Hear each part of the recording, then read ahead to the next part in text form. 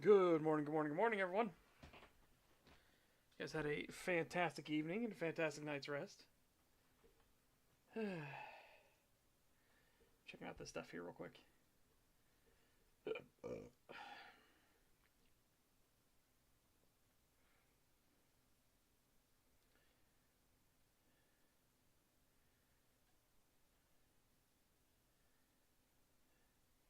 Ooh. Well, that's good. Copy that. I'll send that over to Rags Discord. Hold on.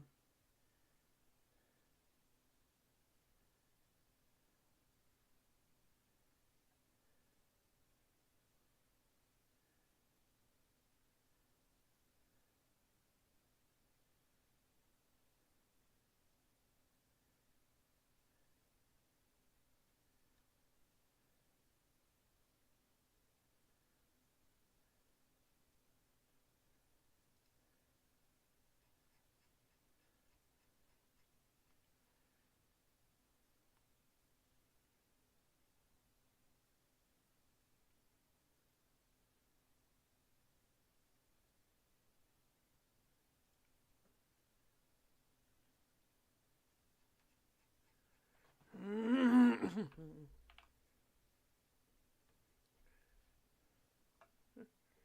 little bit of that. Okay.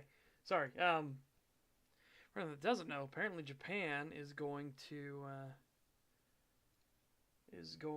stop like listening to the West and basically just let its creators do what they want in terms of anime, manga, movies, video games, all that sort of stuff.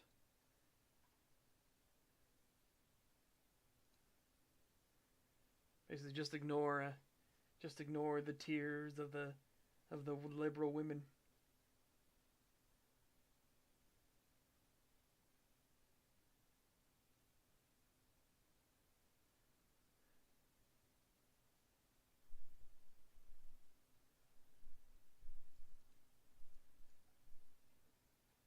Okay.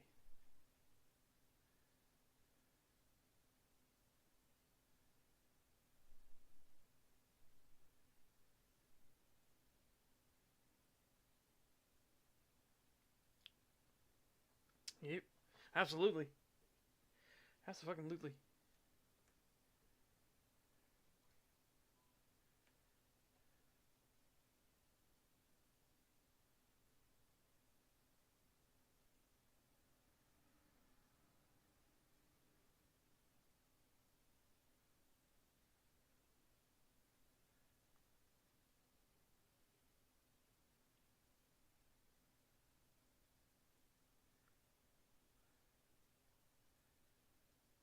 Damn.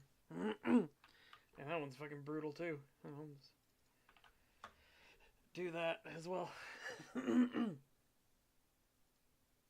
Okay.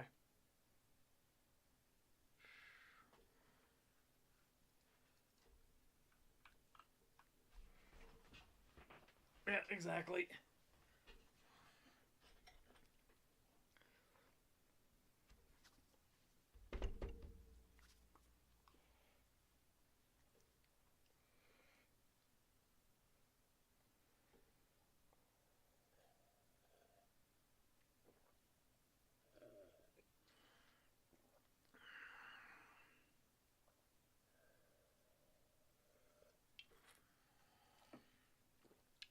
Oh, that's nice.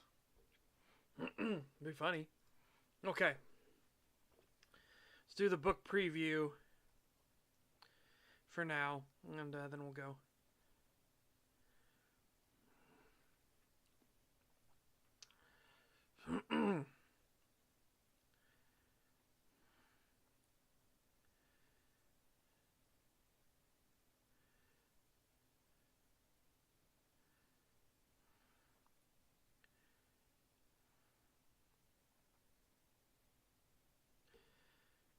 Okay, let's see.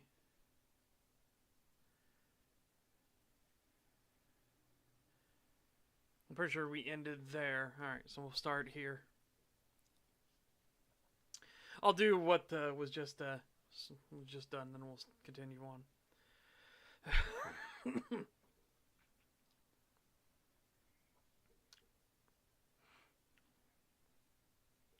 I don't know. I don't know if we will. And Korean Pagan haven't said anything like, like at all about anything. So I don't know. I don't know. We'll see. It's just been pure silence.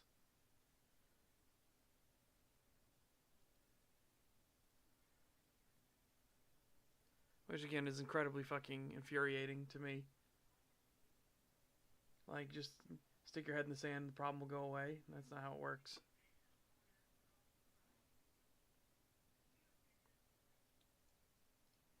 Okay.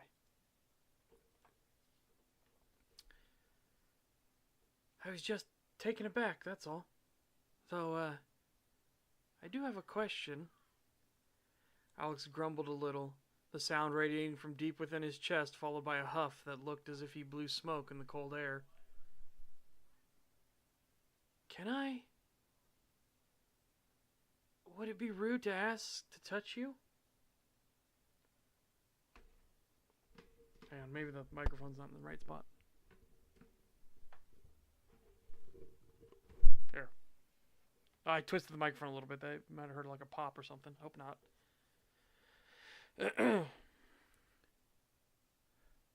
Why do you want to? The wolf asked her as he brought his hand up. With practiced discipline, he drew the backside of his elongated claws up to scratch his cheek. Victoria did not answer right away, but turned her head back and sighed a little. Well, the truth is, it's like... Please don't take offense, but it's like when you see a big dog and it looks fluffy. This made Alex tense up and furrow his brow before he grumbled, rather loudly, and folded his arms over his chest, then turned his gaze back over to the wolf pack, many of them looking his way, but hopping around and playfully pacing about. I did 2 rounds there, hold on. Pacing about. He had to admit he did enjoy spending time with the wolves, and stroking along their coats and scratching at their hide. Perhaps he couldn't begrudge her for such a thought, unless he stepped closer to her.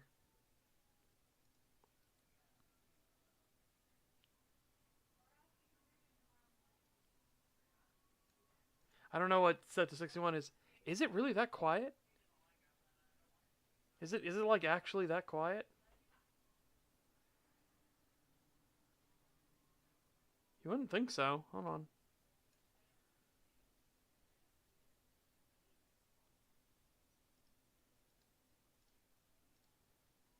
Like I don't know how to boost it any higher. Like we're at max on everything. So I don't know. I don't know what's up. This is the way it's always been. I haven't changed anything.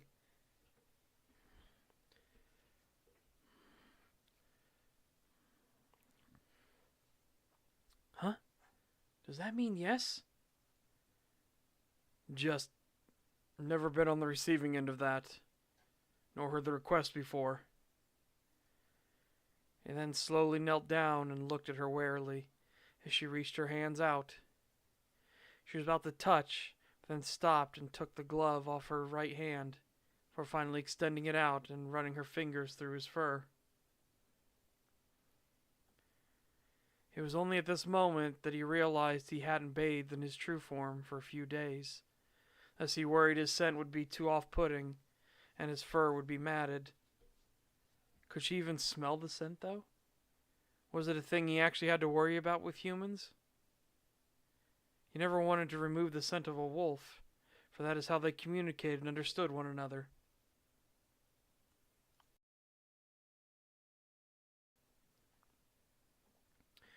For Victoria, the sensation was far beyond what she ever expected.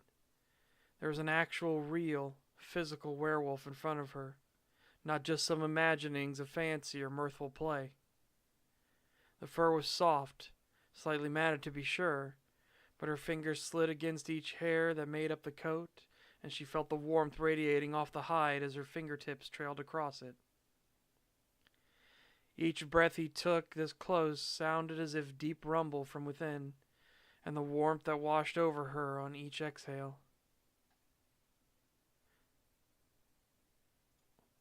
Let's do, and there was warmth. Just realized that full sentence doesn't end properly. All of it was so surreal and distracting, to the point that she let out a sharp gasp and flinched when seeing the thing standing on the ice of the lake.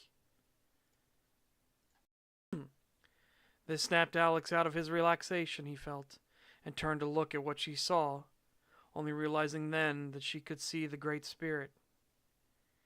He didn't want to speak or even breathe for fear of disrupting this moment. Instead, he simply lowered his head away from her and turned before offering the usual prostrations towards the Great Spirit. There, standing out amongst the snow and ice, stood Vingelik, hands with talons like that of the werewolf that she was just petting, yet clasped together softly. The head was that of a wolf with rich brown fur, marked by a gray muzzle, and silver eyes that shined even in the light of the day. Yet these were the most normal-looking parts, as the body itself looked to be draped in a robe made of pine needles and roots, covered in snow that forever fell from it. This constant snowfall did not touch the ground, and instead floated away with the breeze and up into the sky. It was only when her eyes followed this rising snow that she noticed upon the wolf's head was a crown made of thorns, with flowers only just barely starting to bud. Each time she looked, she noticed something different, like the fact the robe hanging from its shoulders was open, yet inside there was not fur nor a body, but instead looked as if an empty hollow devoid of anything. She also swore she could see things moving within that expanse, highlighted only by the brief flutters of snow falling into the crevice.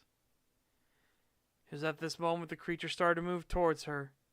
Its feet were much like that of Alex's own in his current form, covered entirely in light gray fur. Only as it got closer did that dark void where its torso should be fill with an ethereal...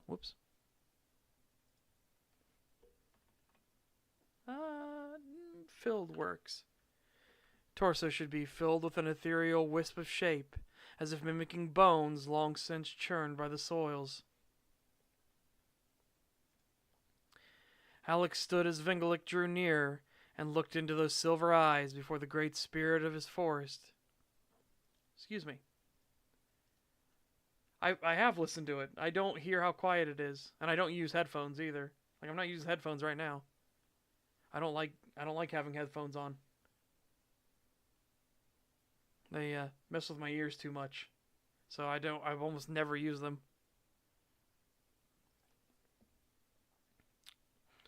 Alex stood as Vingelik drew nearer and looked into those silver eyes before the great spirit of this forest came to a stop just before him. Vingelik offered a smile, and it was in this friendly gesture that Victoria could feel the warmth now caressing her face. Finally, Alex turned to look at her and offered a nod of his head. Victoria Vink, this is Vingelik, spirit of this forest given life from a wolverin that fell in defense of it millennia ago, when a rampaging shade was in its death throes. He gave himself to the world and sacrificed his being to stabilize the shade and let the forest heal from its wild frenzy. She didn't know what to say. What could she? She was just a normal human woman, important only because her family ruled like tyrants of the night. Standing before a creature of genuine power, as its focus wavered not from her for even a single moment. She felt just how small she really was. It was then she heard the thing speak. Its voice was as if the cracking of a great tree under the torrent of wind and a reverberation as if from a canyon. Again, there's nothing I physically can't do anything about it. You'd have to take it up with YouTube. Like, we're at max volume on everything I can do. So, again, you'd have to take it up with YouTube. The same thing with Wolfie's stream. I have to super boost Wolfie's stream. And Wolfie's not doing anything wrong. You can blame YouTube for it.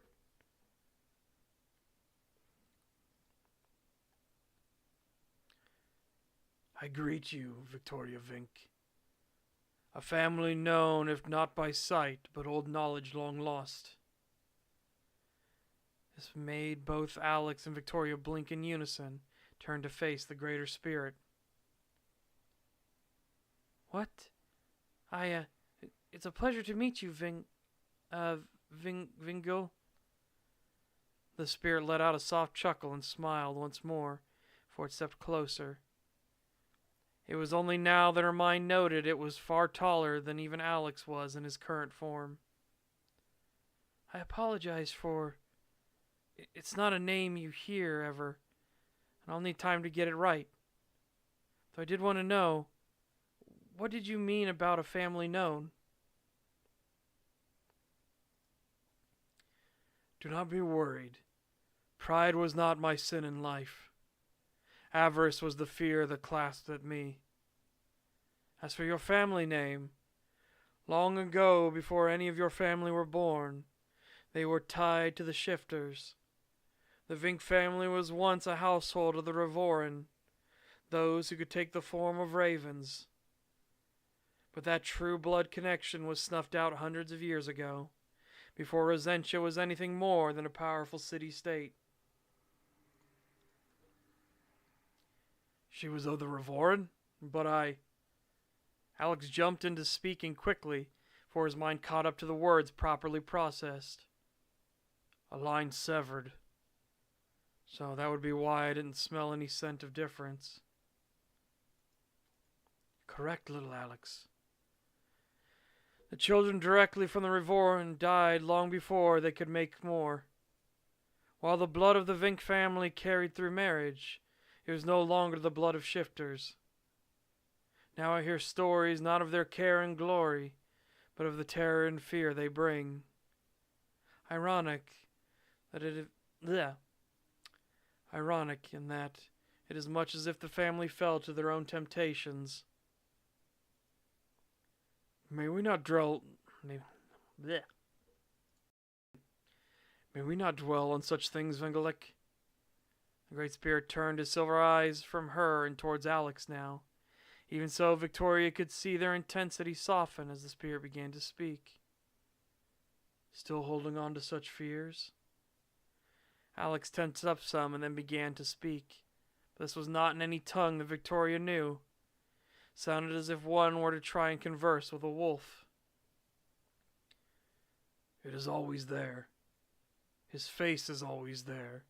That smile and laugh are seared in. It's rude to speak in the high tongue while we have a guest. As for the memories, you know I too was once a Yalder Skald.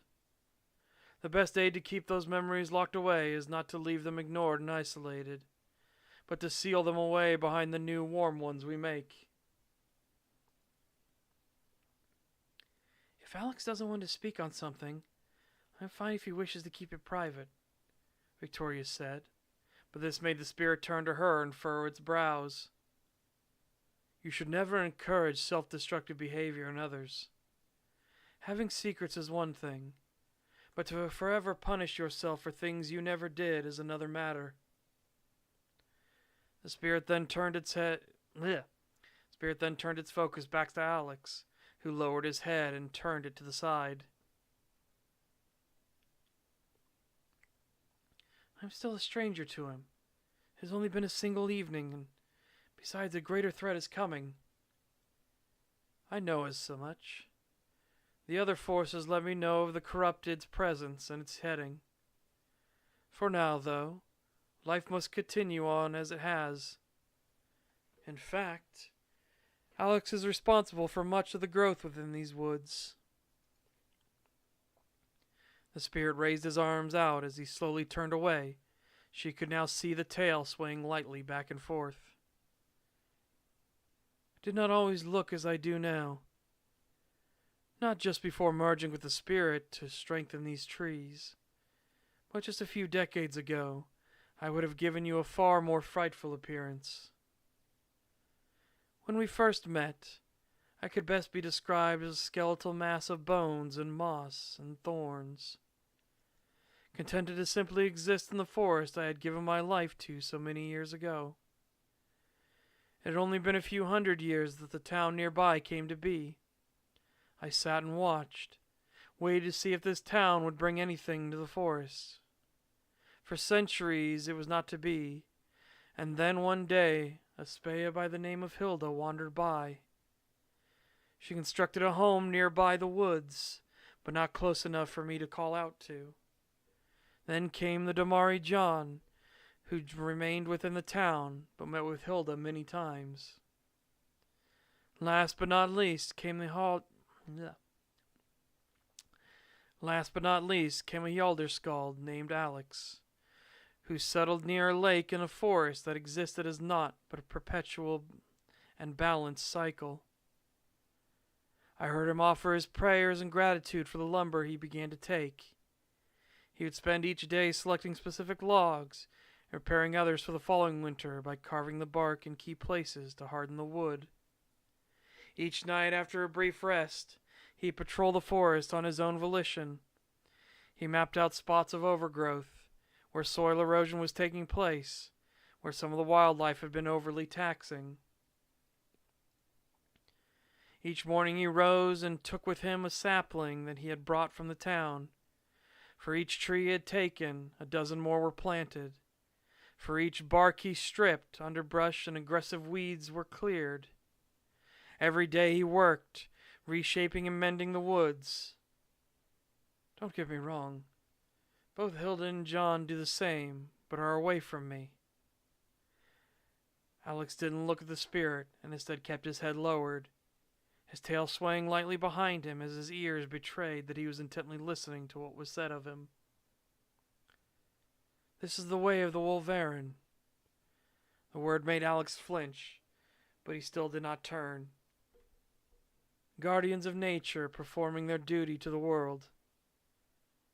It was after only a month I made myself known to him. A skeletal wolf on 2 legs, draped in a robe of weeds with a crown of thorns upon bleached bone. What few forces I had offered shelter to were few and far between, for my services were not needed so far in the cold north. Yet through his tireless work I grew in strength, and more forces came to find shelter beneath me. For the truth of the world is the mundane touch the spiritual, and in turn we touch the mundane. Forgive my ignorance, but could you not just do the work yourself?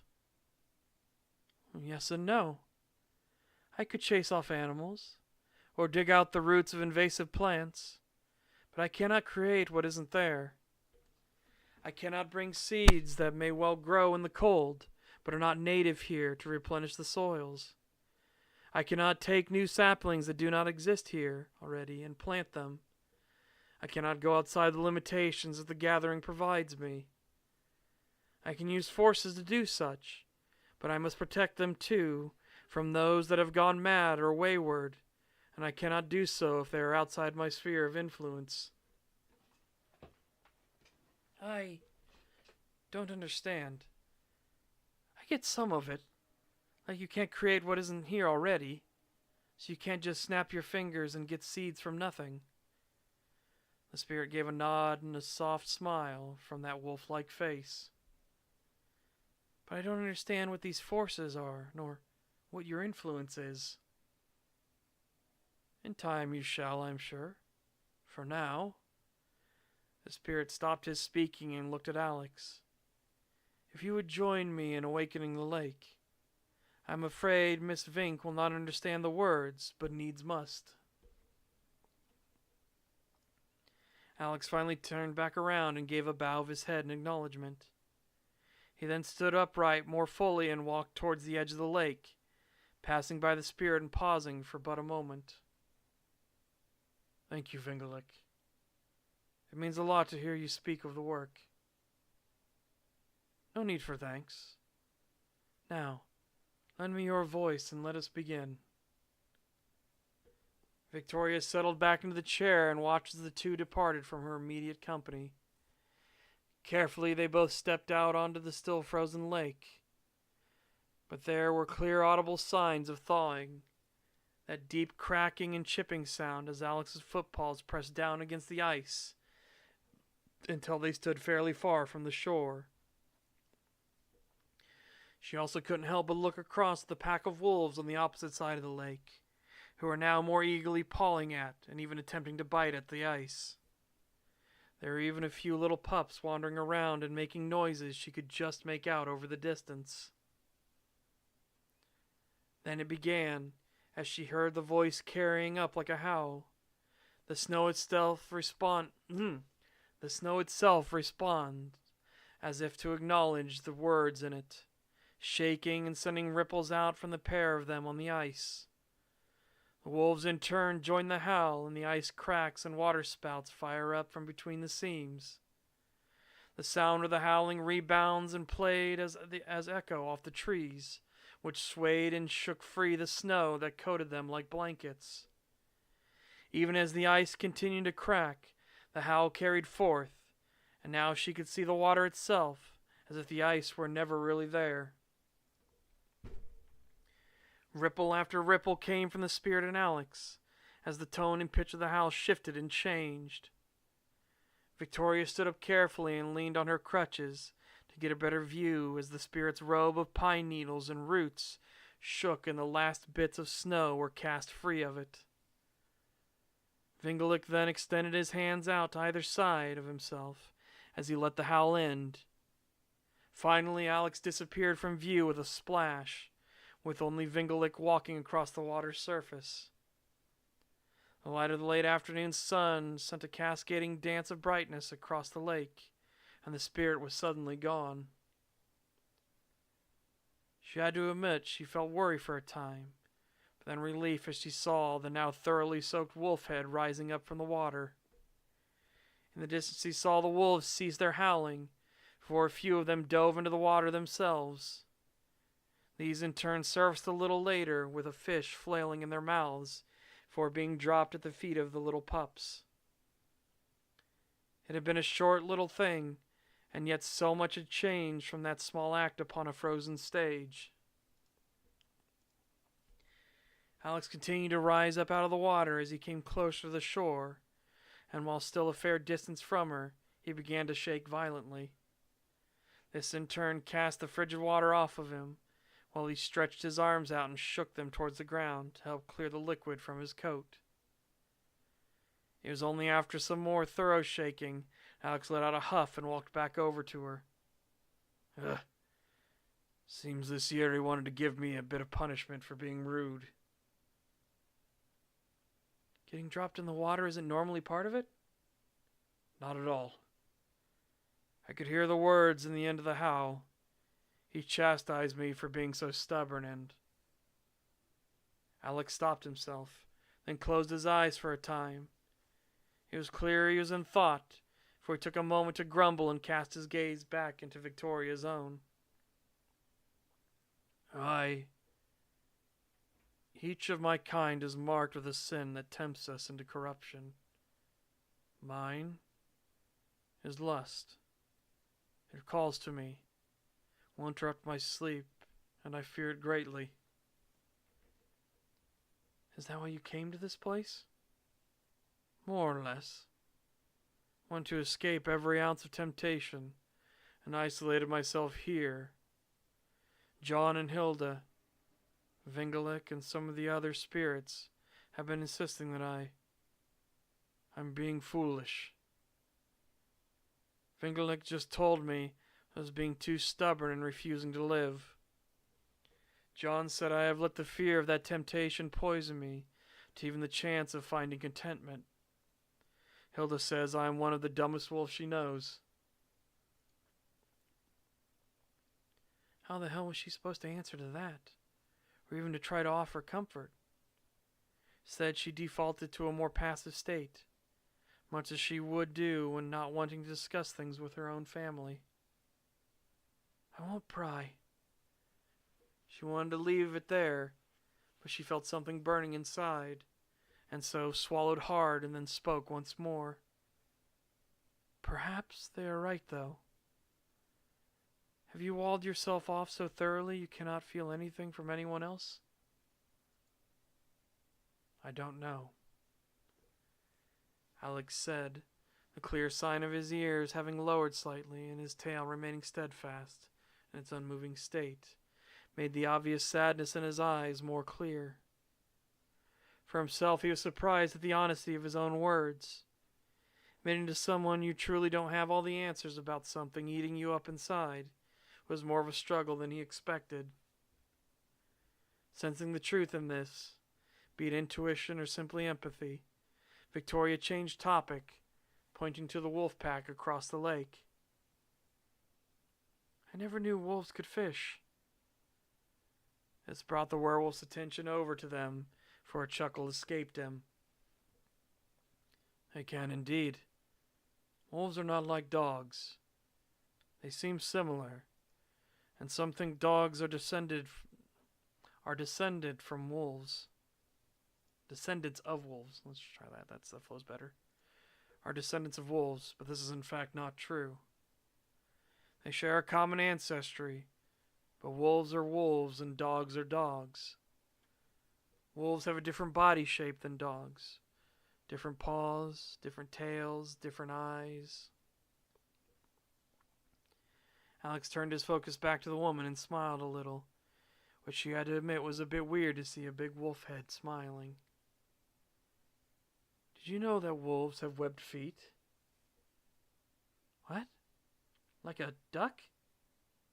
She exclaimed at the sudden trivia. In a manner of speaking.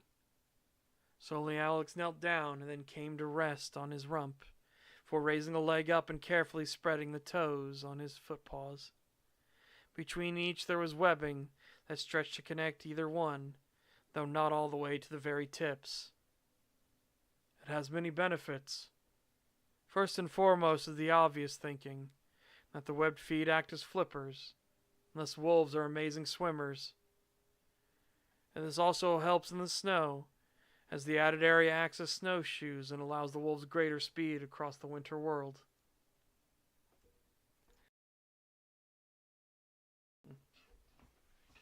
Well, if there was a raven, they would absolutely quack, just to, be funny. Oh, there we go. That's what we're up to now for Chapter 7, The Coming Storm. Yep. And by the way, again, that's all true of actual wolves. Same thing's true with dogs aren't descendants of wolves, right? Dogs are their own species.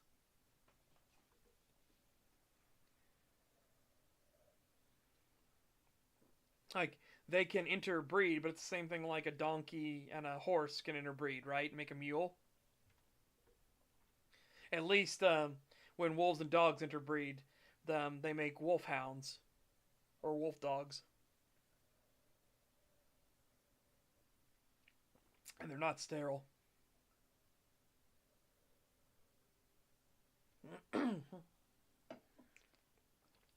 love how you detail the feel of floof. Yeah.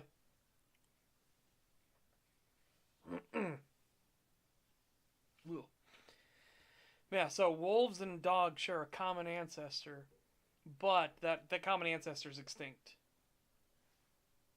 But they're close enough on the genetics front that they can actually intermix and not have, like, a byproduct. It's not like mules where they're sterile.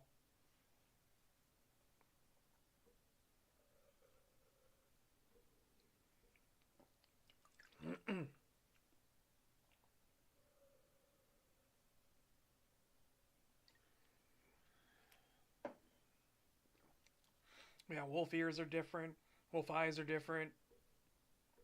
Wolf teeth. If you see wolf teeth versus thing, no, dire wolves are a third species. So you had the prehistoric wolves, which then formed into a new wolf type. They changed over time, and evolved into a new wolf. This wolf then had 3 divergent paths. One of them was dire wolves. One of them is normal wolves, and then what we think of as dogs, the ancestor of dogs. That common ancestor went extinct. Dire wolves went extinct, leaving only wolves and dogs left. And then, of course, humans took dogs because dogs had less of a fear response. That's part of their evolutionary trait. Dogs have less of a fear response. Wolves have a pretty heavy fear response. It's one of those things like a lot of wolf attacks happen because you've initiated it. Most wolves are terrified of people. They're very, very cautious hunters.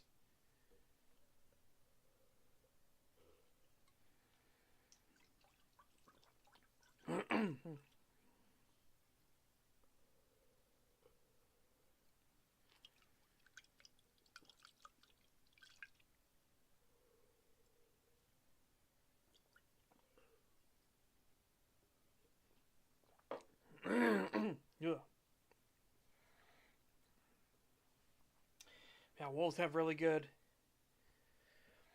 You mean that Liam Neeson movie Lied to Me? A bit, yes. Again, like there are ways to do that, and again, a hungry wolf. If a wolf pack is hungry enough, they're like, it's survival, baby. We gotta go. Which, speaking of, actually, that's a perfect fucking transition. That's a perfect transition.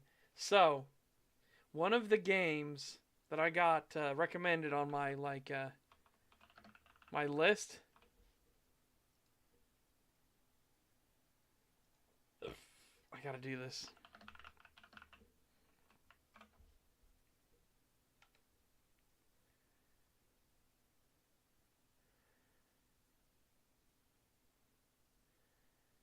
Earth Defense Force World Brothers 2? What? Alright, anyways. Here's one.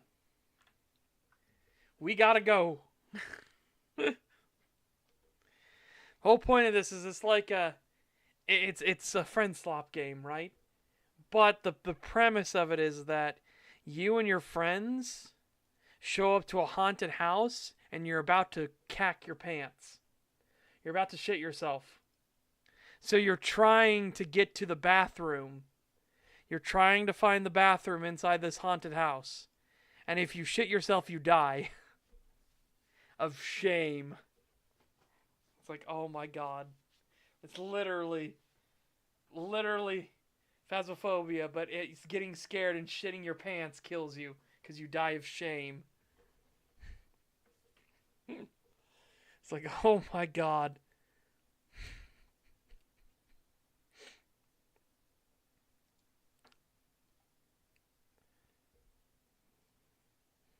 Yeah.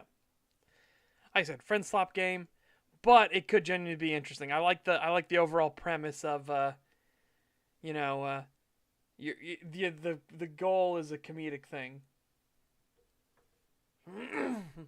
Like, funny. So I put it on my wish list. All right. But as for other games, but butt.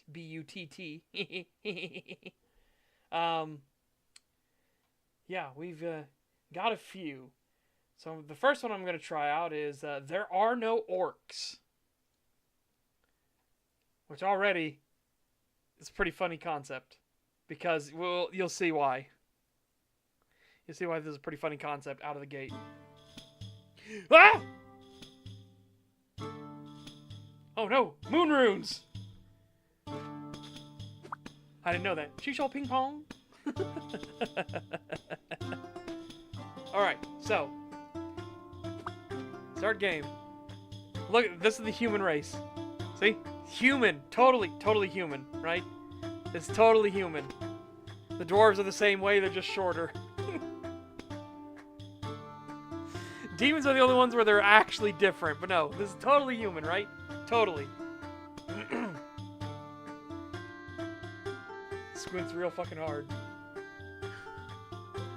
Oh yeah, no, that's totally a human. There are no orcs. Okay, no, I haven't done anything, but oh, you don't get to see him in the demos. Bummer. Yeah. Normal. Contain the demons. Okay. Well, we'll give it a shot. I literally don't have anything. Let's go. Spend gold to purchase buildings from the shop and place them on tiles. Buildings will automatically generate gold or units over time. Drag the building to change its position freely. Click the building to choose whether to sell it. Upgrade the shop to unlock advanced buildings and more tiles. Use your commander's skill at the right moment. Pause right to move the camera. Okay. Or the enemy's core to win. Okay. So what is this doing? Generates 10 gold for me. Damage meteor strike by 1. Damage area meteor strike by 5%. Okay, how much money we got on us? 500. We got 500 on us. There's some gold mines if we can get to them. These are some defensive towers.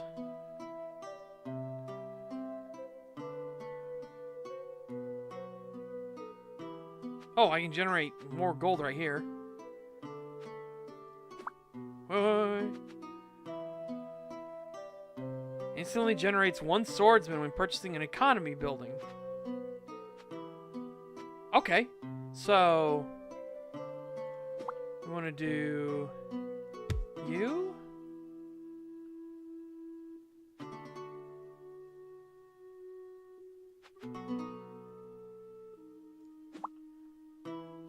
You.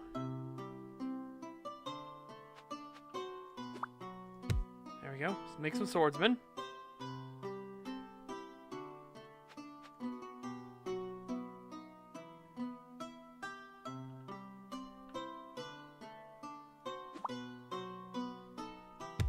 Okay. There we go. It increases our speed of generation.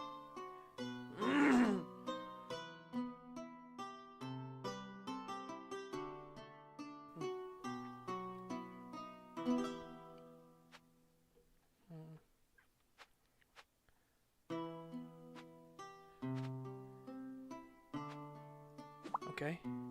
Do that. Do this.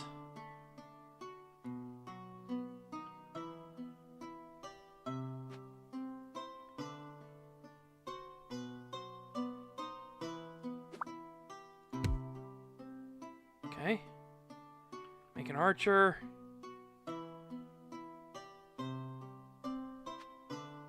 That's economy.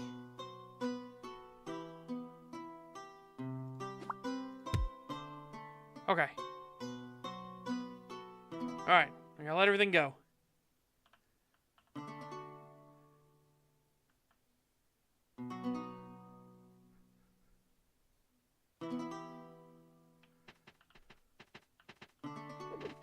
They're dying!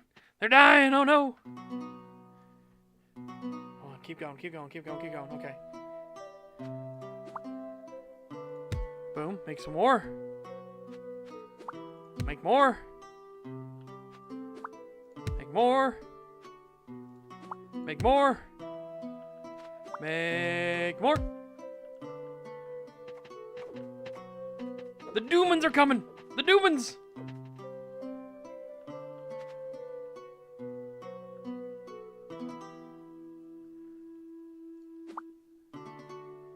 We do that.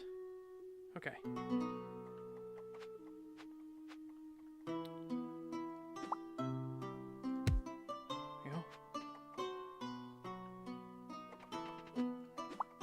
Archery range. Eco. Keep going, boys!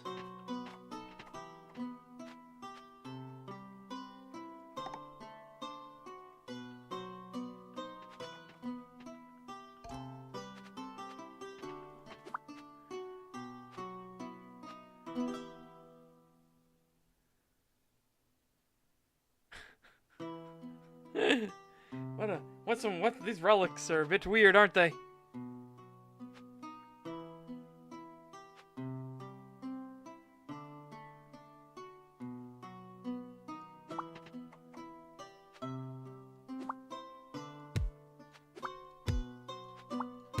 Okay. I don't mind the attack speed loss.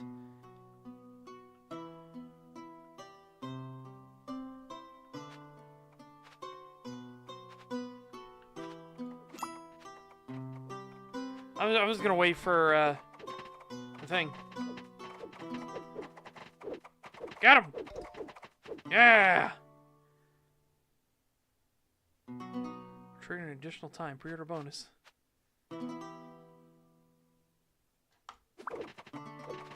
Boom! Upgrading.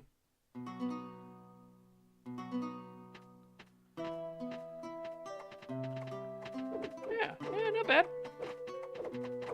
Again, it's a... I used to play games like this on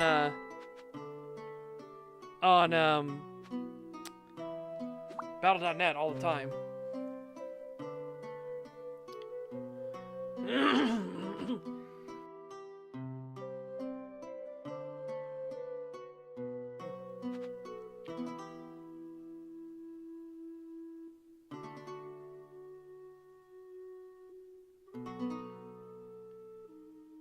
Per adjacent military building, eh?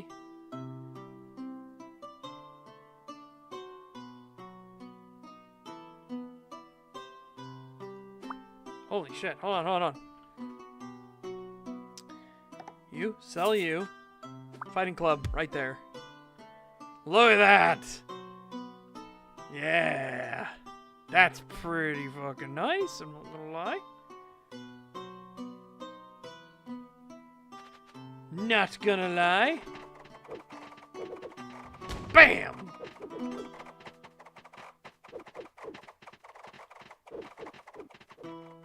No, Battle.net. I used to play on Battle.net all the time, stuff like this.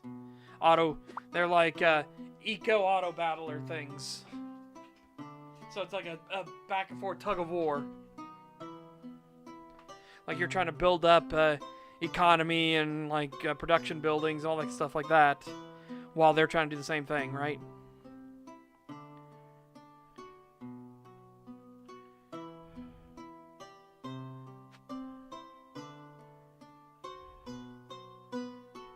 Upgrading! There you go, select relic.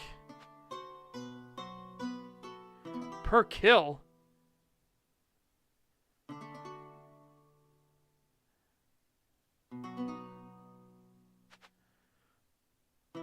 Damn. Oh, yeah, no, we fucking upgrade that.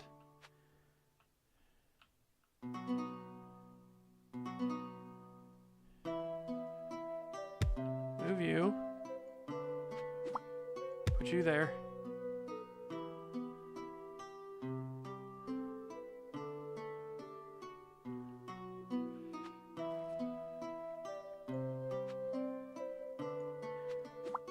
You there. Okay. I know that's not making much anymore, but, you know, it is what it is. Refresh.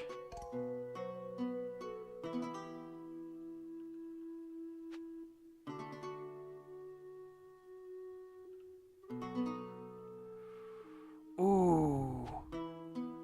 Move you here. You here. You here.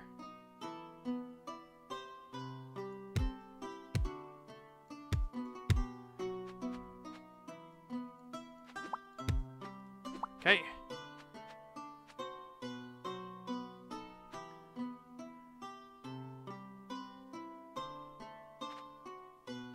Get you.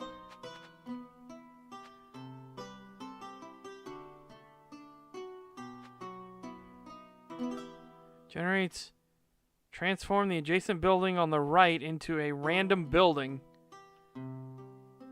Morbidly curious. Very, very morbidly curious. Hold on.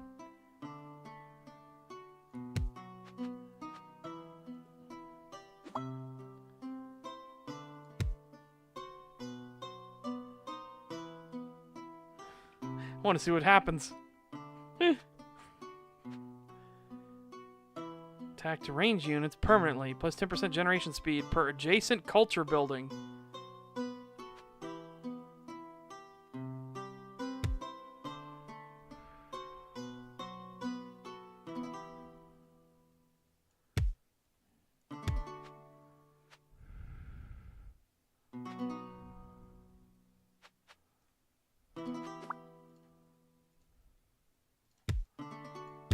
There we go.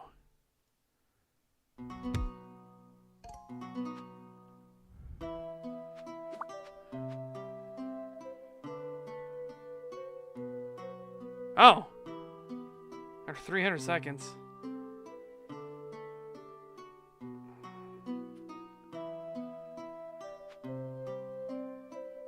Increase 50%. Oh, hell yeah. Alright. Yes! What did he turn into? Spearman Barracks! Okay, we'll see what he turned into next. I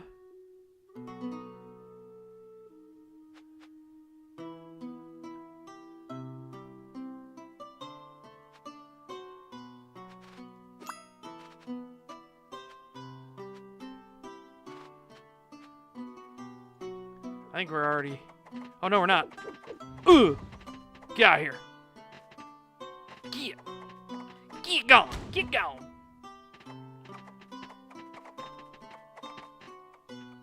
I believe in you all. Go to war.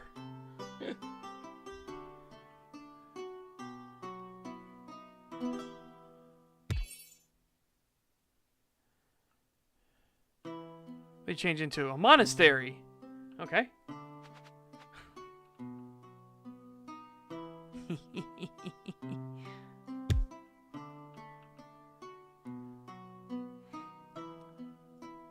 Put that there, right? Put that there. Alright, level up.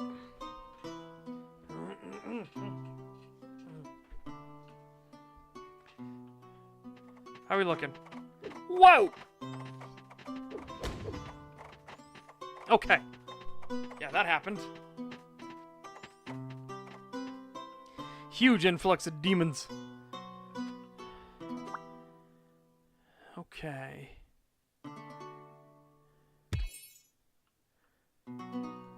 Spearman Barracks.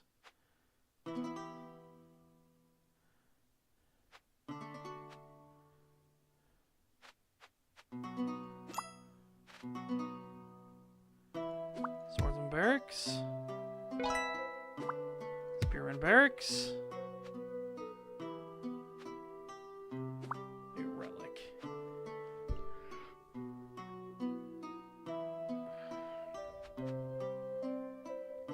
Oh.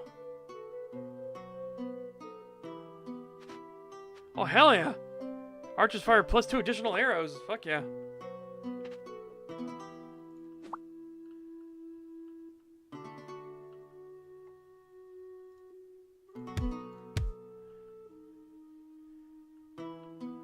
Okay, we're going to move you here. Move you here. 'Cause that makes more muns. Oh shit! Incoming!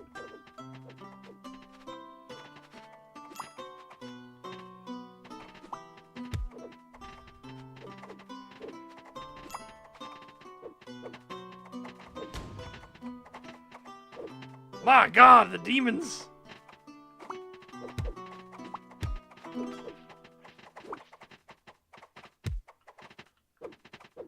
The demons are coming!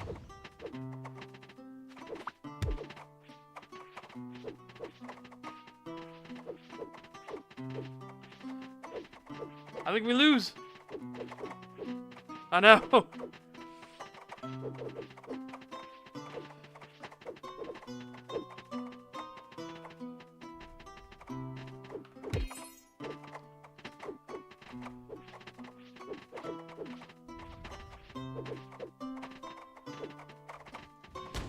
Okay.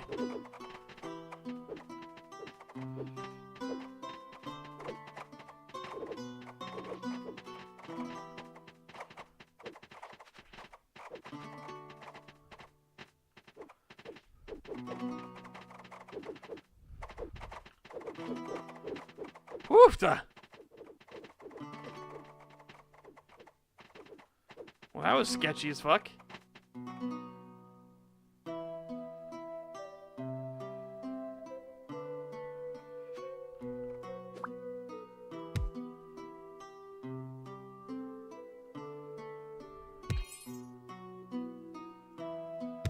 Here, let's do that, yeah.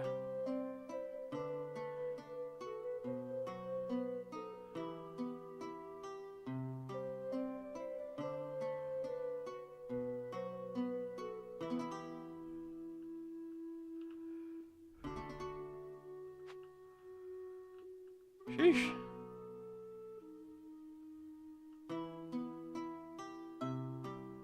%, 210% generation. Yeah, we're getting there, but oh my god. Bam! Dig down, demons! Go, keep going, keep going, keep going!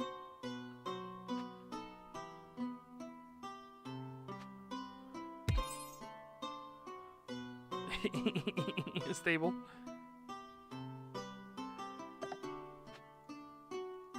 Wizard Kindergarten's just funny. Like, this is actually funny. I do think it's a good chuckle.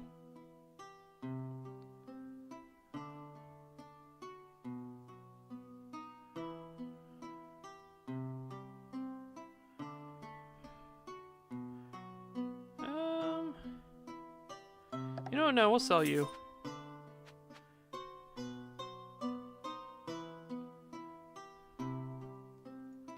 Move that there.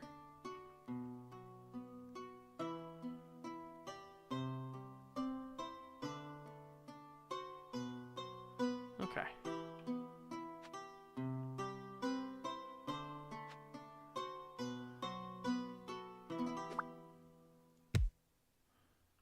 There we go.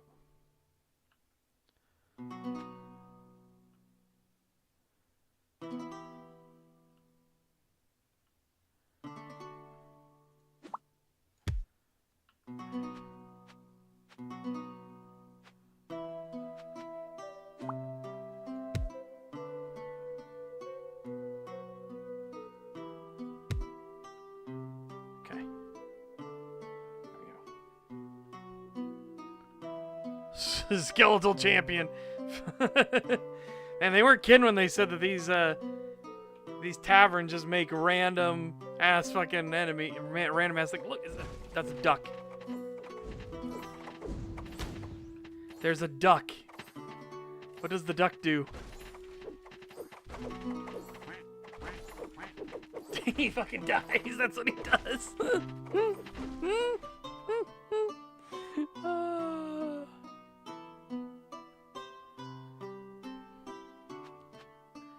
The duck fucking dies. That's what he does. That's all he does. He just fucking dies. Oh my god. That's actually funny though.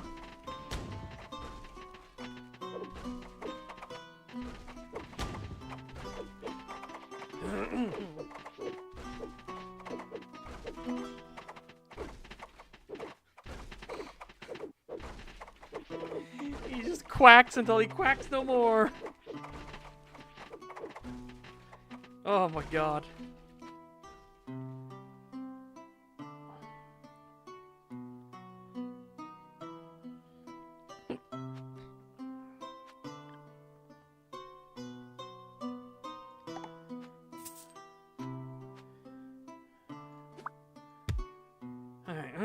Give me my wizards. My wiz-nerds. By name owned.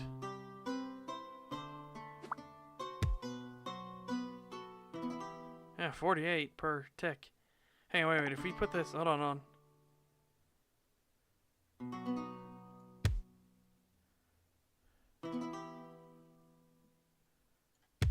So I want that there. Put that there. There we go. Yeah, because that thing ticks away much better. Sell you. Get that speed still up. Hey, we did it! Reverse cost decay speed +1. Shop upgrade costs. Minus 20. Woo! Okay. Okay. Where are you?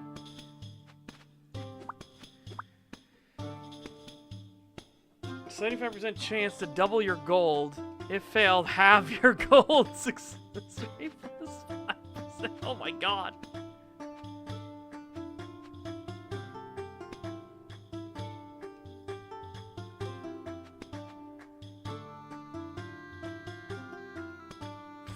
Wow.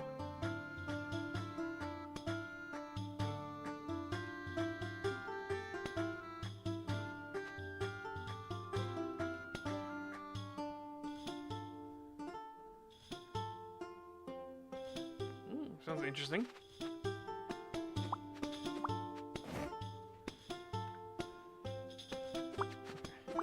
Okay, cool. You can put it on multiple.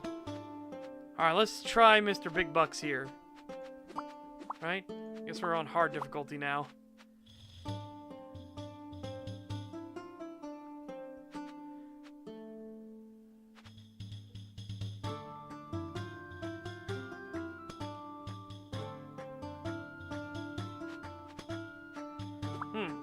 Now let's do this.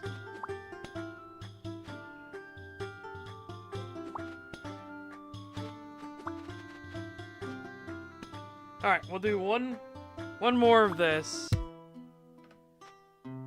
Okay, so first and foremost, we definitely need get some of that started. Get you started.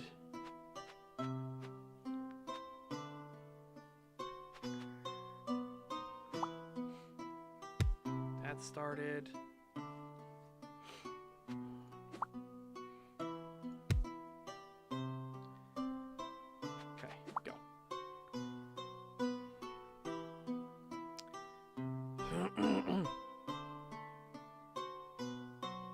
Yeah. I said tomorrow normally I was going to go in for stock to a couple stores, but no, obviously we're going to have to spend the day driving to get up there.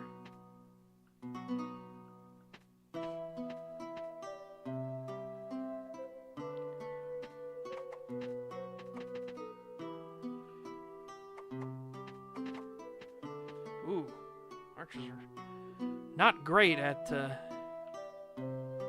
dealing with shenaniganry, are they?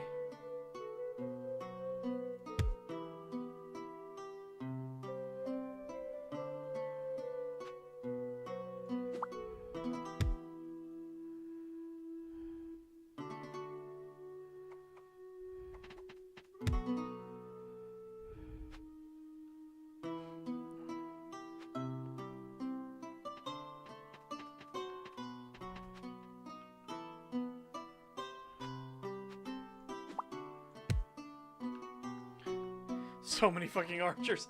I'm just getting so many archer barracks.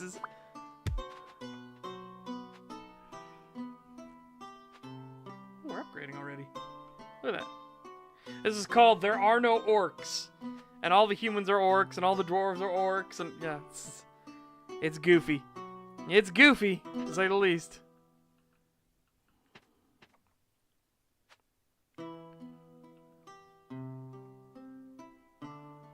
Oh, bodyguard, there he goes. Oh. Bodyguard.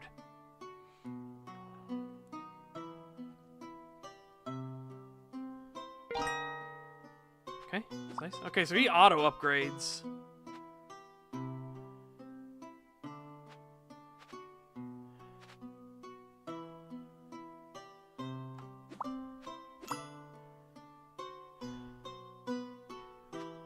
Oh, get this started right now.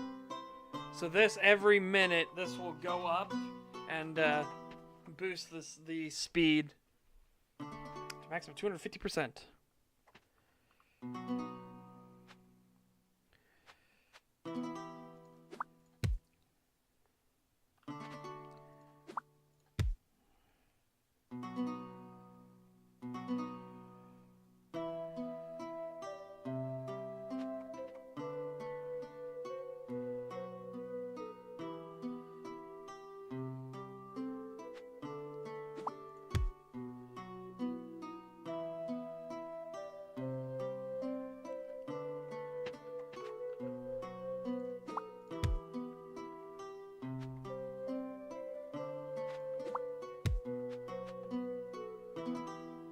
Swords and barracks, finally.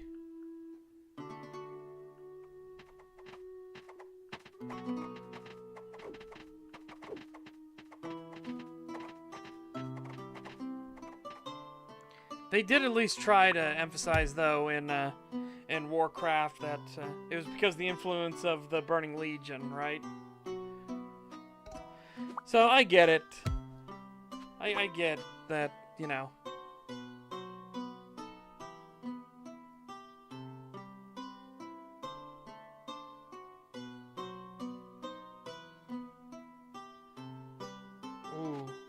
Ooh. No longer has a limit. Okay. Sounds good to me. No, I've no longer got a limit.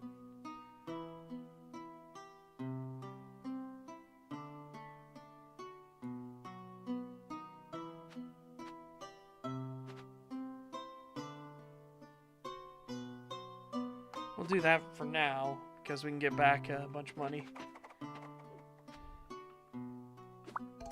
Put that there. New relic.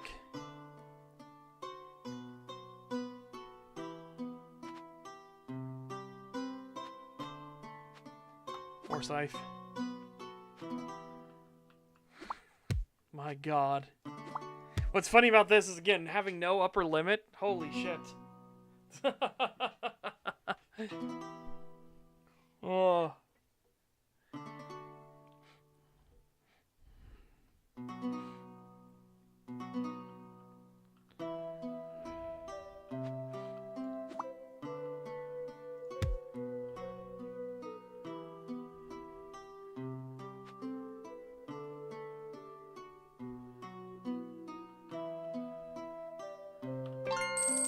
Hey! Doubled.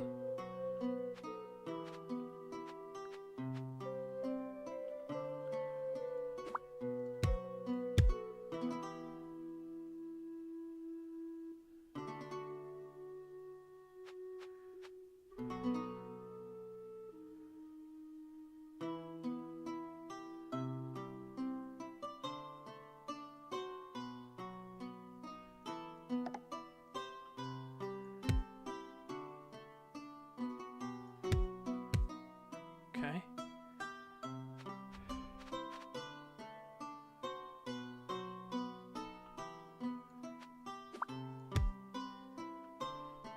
Again, increases the attack of ranged units? Hell yeah. Look how many spearmen I've got going. Good lord.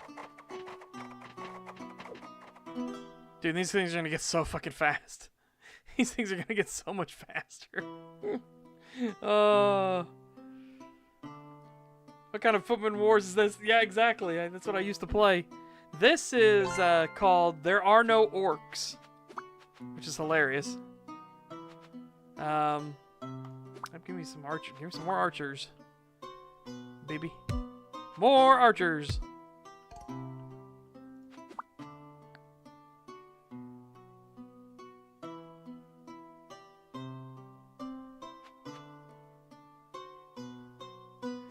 Okay. Hold up.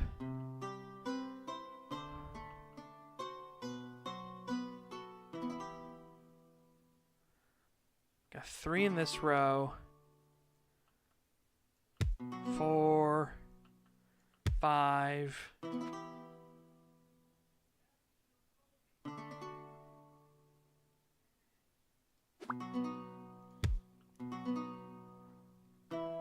Okay, let's see. Yeah! Crossbowmen, baby. All of these are crossbowmen now.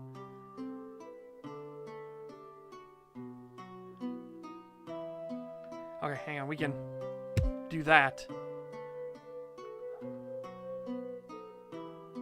Oh. Damn, this is good because of this. Fuck.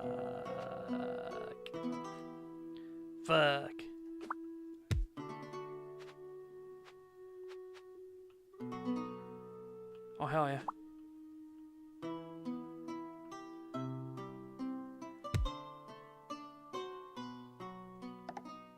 And if 150%, 22.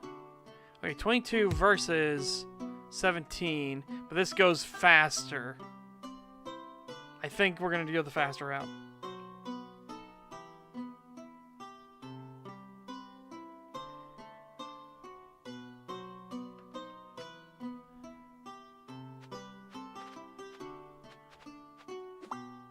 Tavern, make random units. Random units! Wait, for building type, hold on. Bam! Random units, baby.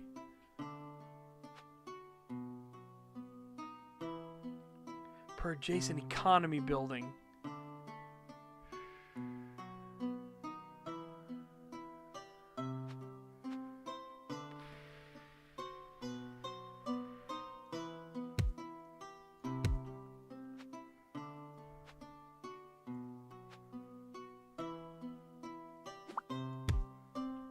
It's not great, but we'll do that for now.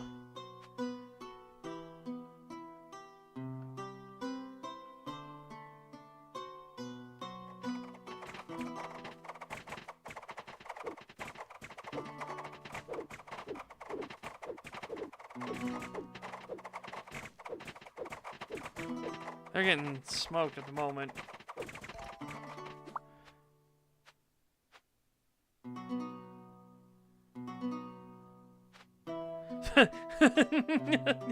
These are all terrible. Reroll. Alright.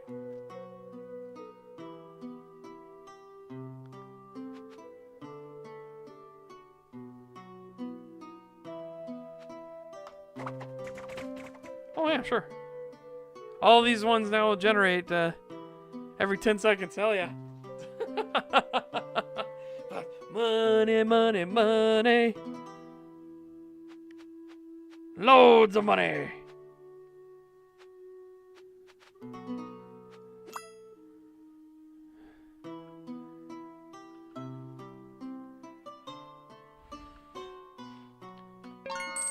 Doubled.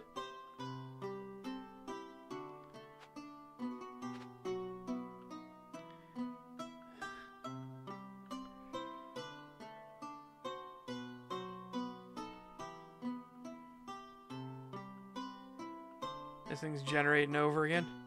4% bonus.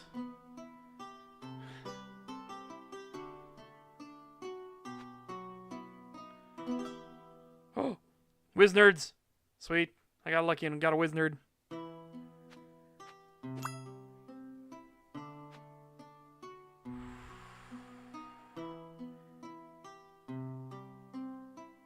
Okay, all melee units. Bonus.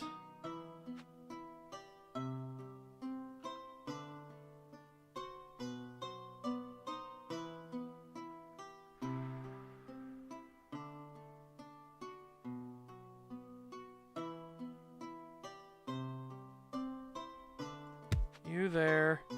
You here. Oh! Ah, little baby dragon!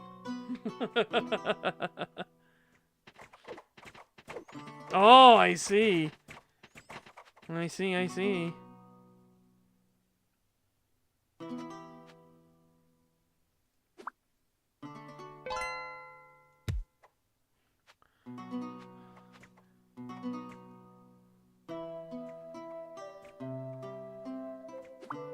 On the same row. Okay, then here's what we'll do. We'll do you, you, you. Okay. So we got 2 econ buildings here.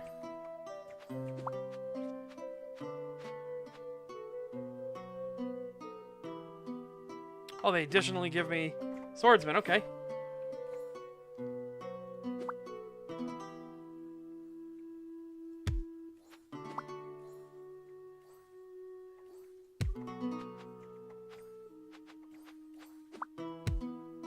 There you go. Oh, hang on, wait. What am I doing? We can do this. Yeah! Hell yeah. Get him, little dragon! Get him! Pit! Pit! Pit!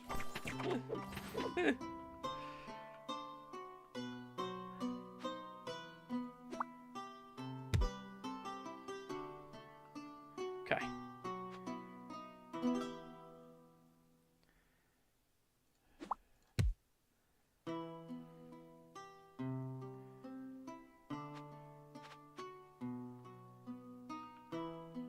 Oh my god.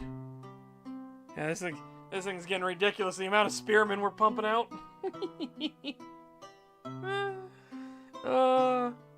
Endless waves of orcs and constantly being farted out and rushing off to war. I mean, look, it's getting faster. Look, this is the generation speed.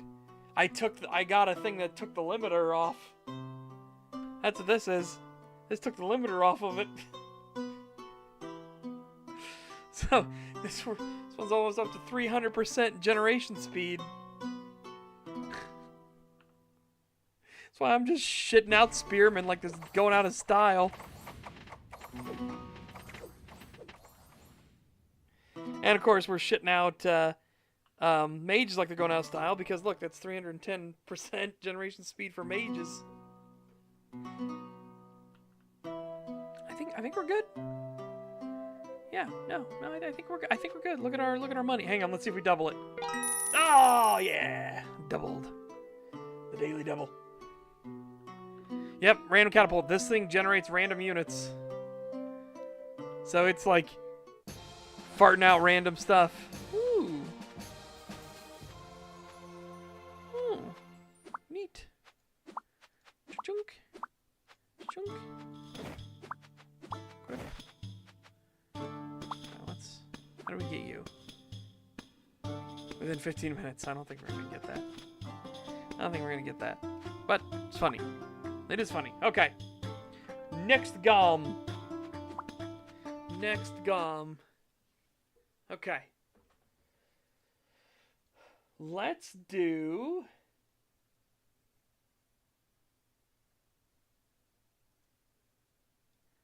I'll do Dino Cop for a half hour. Wait, are you an actual game or are you the demo? You're the demo. Okay, yeah. Demo. All right, we're going to play Dino Cop for a half hour. And then we're going to play Second Son.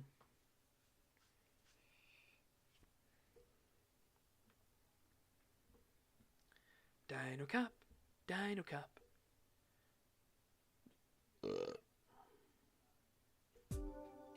Maybe? Potentially? Why'd you put it all the way at the bottom? What the fuck? Okay.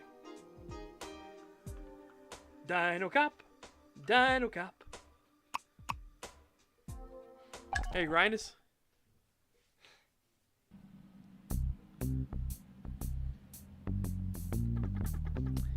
Fucking lazy, low-life motherfuckers. Mark, your insufferable partner.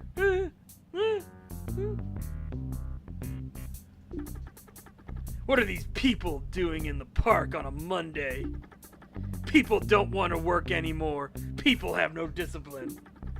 Good thing we're here to keep the world from turning into utter chaos. Another day stuck in the patrol car listening to this rambling. Why am I paired with this idiot? I'm always paired with idiots. I tell you, man, people have gone crazy. They have no respect anymore. The other day I was patrolling with Paul and this Diplodocus got his head stuck in the window of an iguanodon's apartment. The Diplo was trying to eat the iguanodon's plants while the iguanodon was watching TV. I was created for one reason, to be the dinosaur cop in this town. Because no dinosaurs wanted to be a cop. Dinosaurs needed to be kept in check. Now, every day I work with idiots like Mark, who don't know shit about the world, who became cops because they have an untreated superiority complex or something. Uh-oh. Whoa! My God! Look at this hot chick! Maybe we should find a reason to arrest her. Come on, don't give me that face. Chill out, I'm just joking. Why are there dinosaurs living with humans, you ask? Well, it's pretty simple. In their little laboratory, some scientists brought dinosaurs back to life because they thought it'd be fun. In the end, the dinosaurs didn't want to be the humans' toys, and things turned sour. Dinosaurs just don't have the same lifestyle as humans.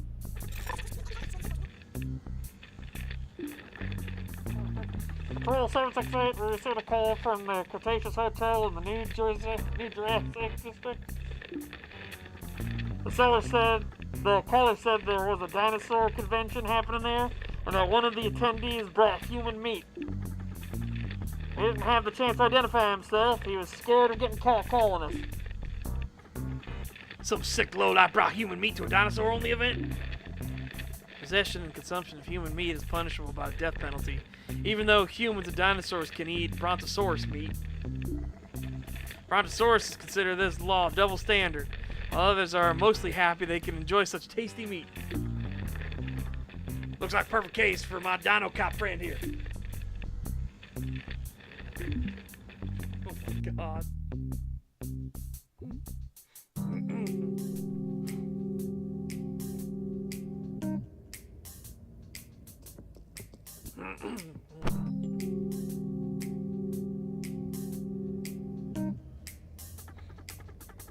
Here's how we'll tackle this meaty case, efficiently, but with keen sensitivity to the unique differences within the dino population. And blah, blah, blah, blah, whatever they said during that workshop the other day. You'll go in while I set up security perimeter outside and make sure no one gets in or out. These are your people. You know how they think, how they act, their culture and all. It's better if you speak to them. If I go in, I might just make things escalate. I can't help myself. I'm a foolish man, you know? Plus, my biggest strength is setting up a good security perimeter. It's my passion. Nobody gets past the line that I, Mark, traced. I was born to enforce borders. Yeah, I know. You love borders. Security, perimeter, security, screening, even toll booths. I'm the best border security perimeter patrol the world has ever seen. Yes. The best. Yes, the best. Thank you. Anyway, for this mission, we have the advanced technology of the Monster Wrath Police Department at our disposal. Go open the trunk of the car and grab your first tool. Oh! Oh, what the fuck?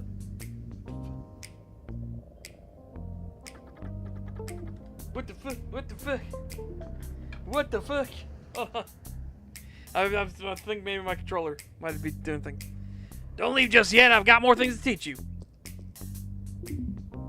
Yeah, okay, it was the controller. Holy shit, the controller was causing some wonky wonk. You found a magnifying glass. Press tab to open your inventory and equip it. I'm watching you. Ooh, meat. Advanced technology really helps you inspect clues all around. Once we've done talking, press space to use your magnifying glass and examine me in all my glory.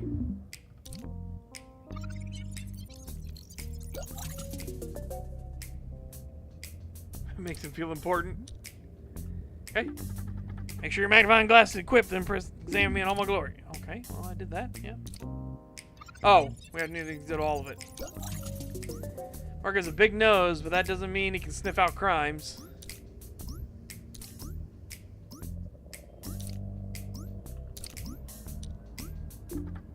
Very good. Now you need something to keep track of your finds. Now a Stegosaurus, but you still only have the brain size of an ostrich. You can't memorize all this without writing it down. See, that's why I can't go inside. I might slip up, say something like this, and get eaten. You're different from the other dinos. You're cool. You don't get offended when I make really good jokes. So anyway, take this top secret investigation journal. Press tab to read about the clues you've just found. You've received the top secret investigation journal. You can access it in your inventory with tab. Okay.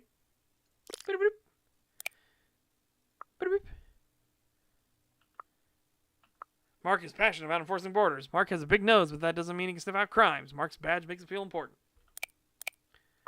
Details. Someone at the Cretaceous Hotel called to report that human meat was brought to the Dinosaur Rights Convention. The anonymous call was made at 10:45 on the day of your arrival. Okay. Were notes interesting? Don't tell me. They're top secret. Anyway, maybe this tutorial was all for only 5 minutes of gameplay. Seems we might have our suspect right under our noses. See that guy over there? He's holding a delicious piece of meat. Is this human meat? Use the skills I've just taught you to figure it out. Maybe we can get out of here ASAP and grab a beer or something. Some hits are only revealed if you smell them. Use the right mouse to sniff him out.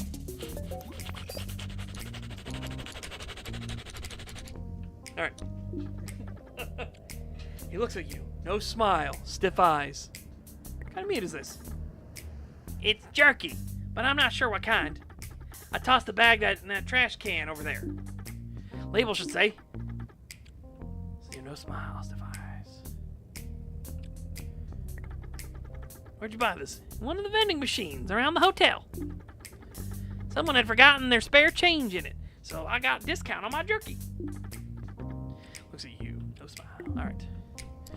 I'm watching you. You stay right there.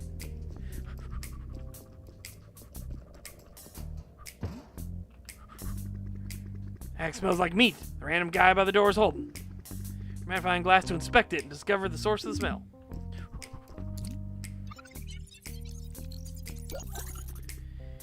Here, learn a new scent. Mammoth meat.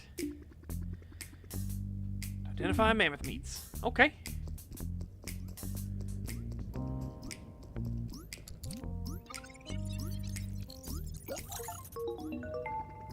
And guy is eating mammoth jerky. Case closed.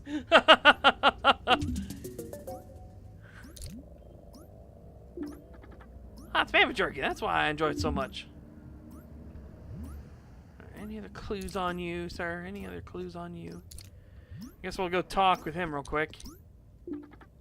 Mammoth jerky? God damn, I guess we'll have to spend more time here. You'll need a watch then, so you don't get lost in this case forever.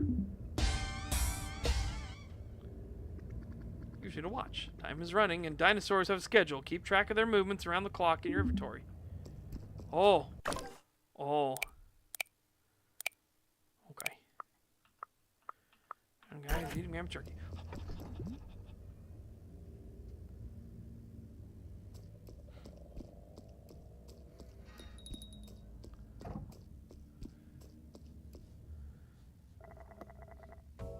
And just looks at you with jaded eye.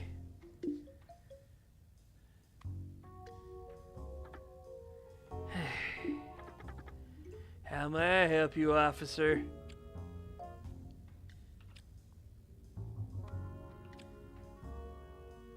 Here for a routine checkup. Again, eh?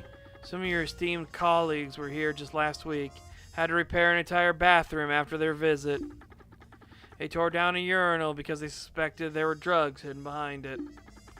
Turns out there were no drugs, and the leak made a fucking mess. Wonder, why would someone hide drugs behind a urinal embedded in the wall? How would said person access the drugs without a major hassle? Not talking about gold or something that needs long-term storage. Guess that's not the type of questions your super-brain colleagues ask themselves before they act. Especially when they're dealing with the property of dinosaurs.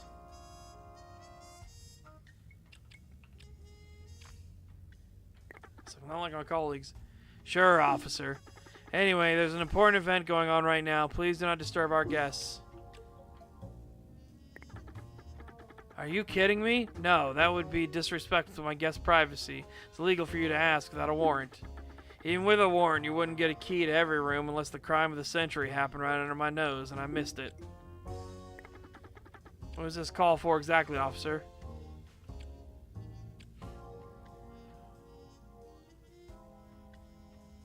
Can't tell you. Call the cops on us for no reason all the time. This might have been a bogus call. What's call for exactly? He wants me to tell it. Anyways, alright. Apparently there's human meat in your hotel. That's a good one, officer. I guess your nostrils aren't as developed as mine. There's meat in this hotel, but it's not human. If it was, I'd know it right away. Was anyone using a phone about 15 minutes before I arrived? I don't know. There are phones everywhere in this place. I can tell you one thing. No one has left the hotel this morning, so the guy who called you for no reason is still here.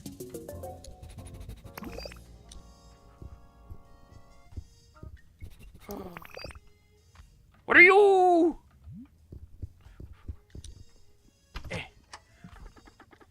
Mr. Officer, you have no right to come behind the reception desk. Get out now. Suspicions. Oh. Suspicions.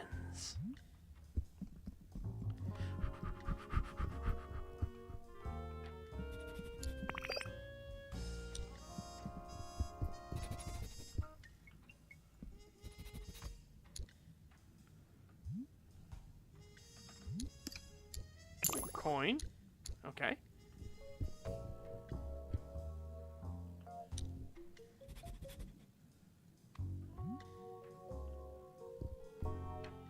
Okay, these guys don't want any brontosaurus meat.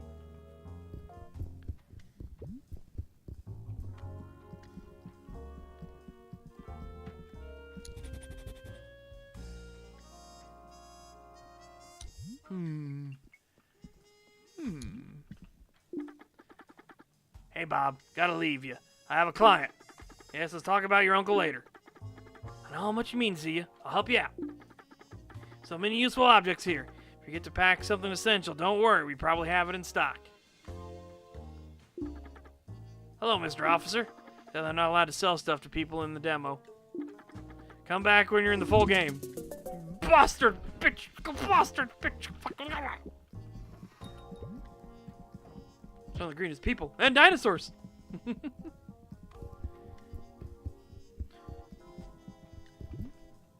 Oh boy. Oh.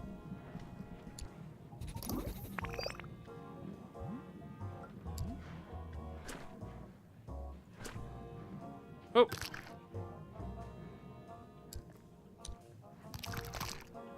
I've learned a new scent.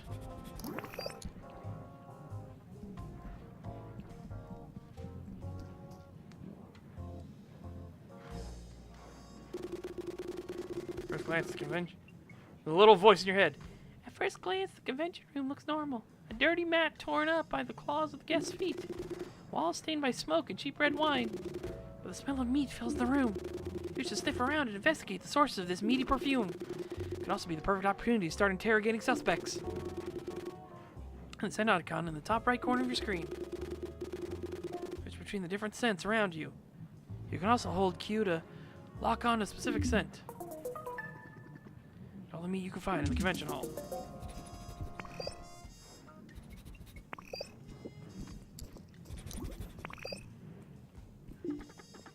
Librarian, I'm here to tell you, you can learn important things from books. Something we tend to forget this digital age. Kids are always on their phones. They don't even know Jurassic Park was a book before it was a movie.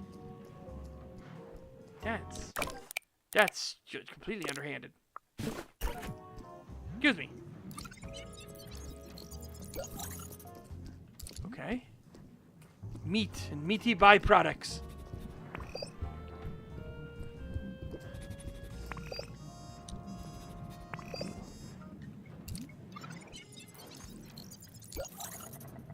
Punk rock album with a shocking title recorded by an artist named Fuck Off Steve. The name is a pseudonym. Maybe Fuck Off Steve has something to hide.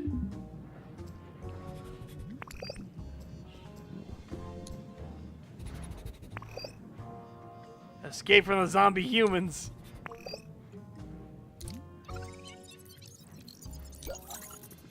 It's an instruction booklet for Escape from the Zombie Humans. Do you want to read it? Yeah, sure. Complex game with deep lore where choices matter. To be able to finish the game, the player must sing the Song of Peace and Friendship, which you can unlock using a secret code that you can only find in this booklet. Nobody reads instructions booklets. What a weird way to design a game. Dinos really have a unique way about their this craft. At least you can finish Escape from the zombie humans now.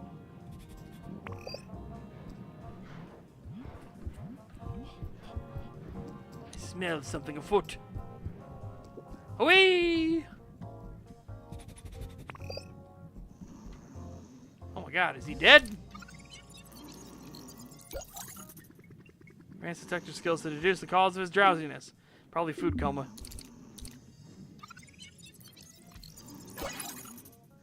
Blended mammoth shake.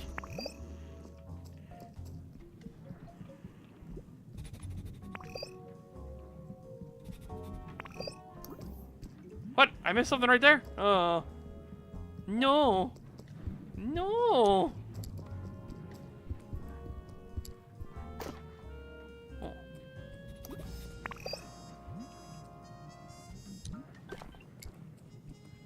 Junk.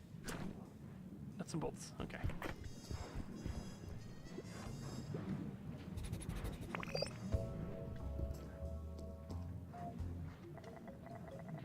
That's me it?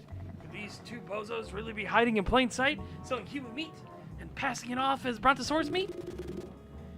you crack this case so easily?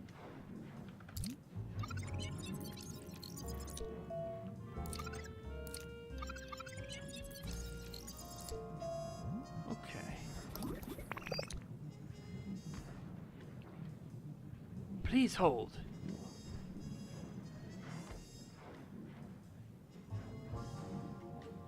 The debate. Meat. Who should we eat? Who should we not? Most respected Brontosaurus meat vendor in this town.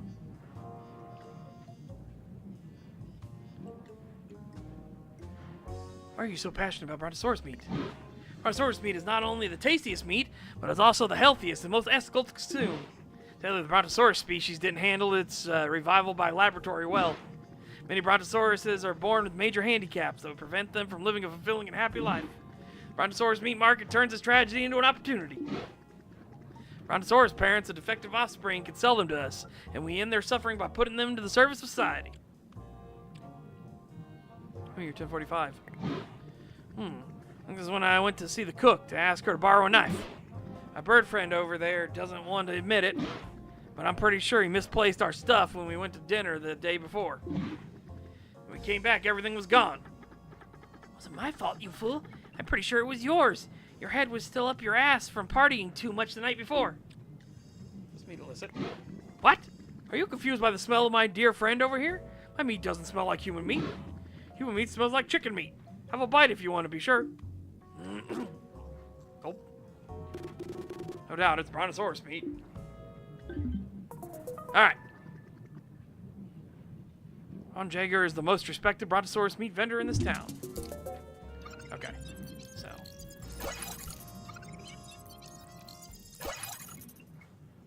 Alright. Clues! Brontosaurus meat grease. Delicious. Delicious. Delightful.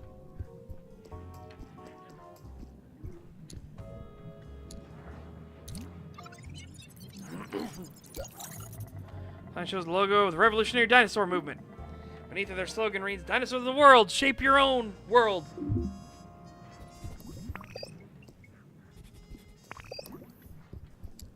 Oh? What's this? Brontosaurus skewer. Yeah, I'm watching you.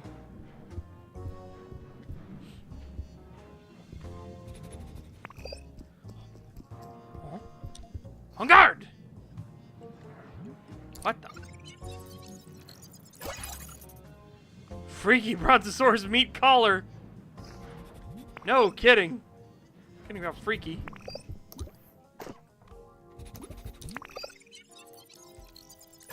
Brontosaurus skewer.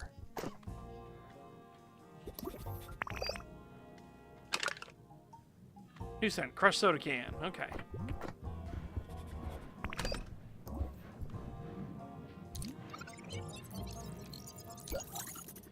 Person who wrote this pamphlet wishes dinosaurs would go back to their old way of life.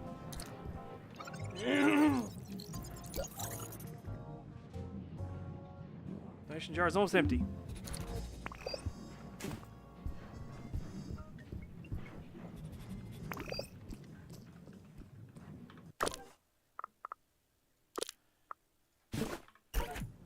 What are you? Processed Brontosaurus meat. You walking around? Sort of skewer.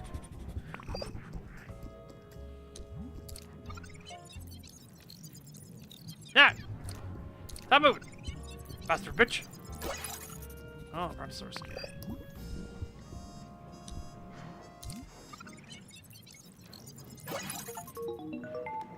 There's no human meat in the convention hall. Okay?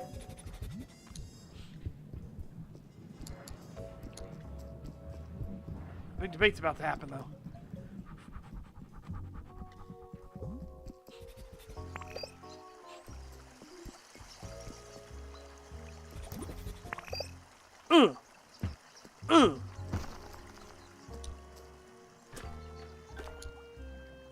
You've learned the smell of dirt.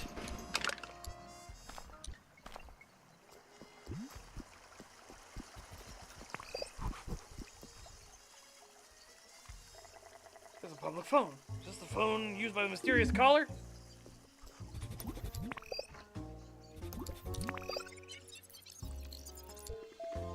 You can see the phone was wiped clean sloppily with a cleaning product that has a particular smell. It wasn't the work of a thorough maid. It looks more like the work of someone who was rapidly trying to hide their identity. The person who cleaned their prints made the anonymous call, tried to match the set of the phone with another object to find out more. Okay.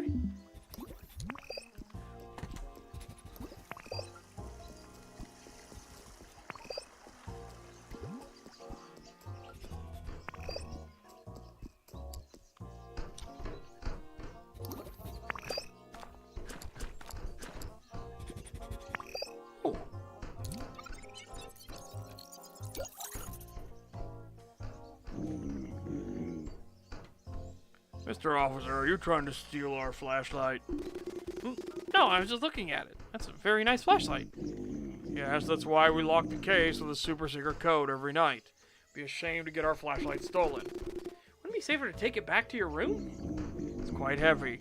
My back is still worth more than a fancy flashlight. He said night is locked with a super secret password. Oh my god.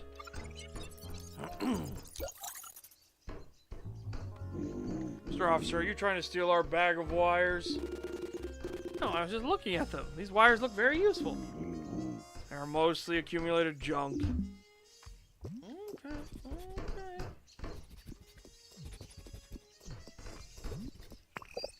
Oh. Oh no, but I can't get out there. Because of the Dumo! I can't go!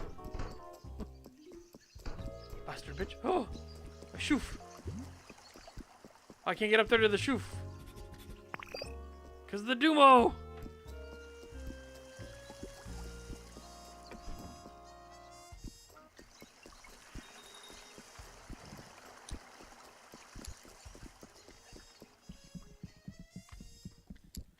I think we're at the limits of the demo.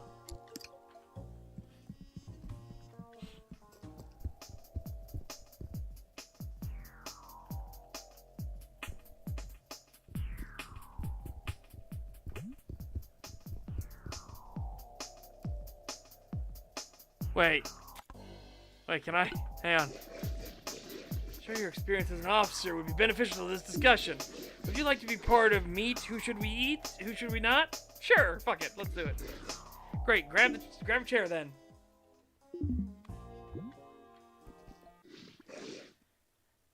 Alright, is the camera rolling?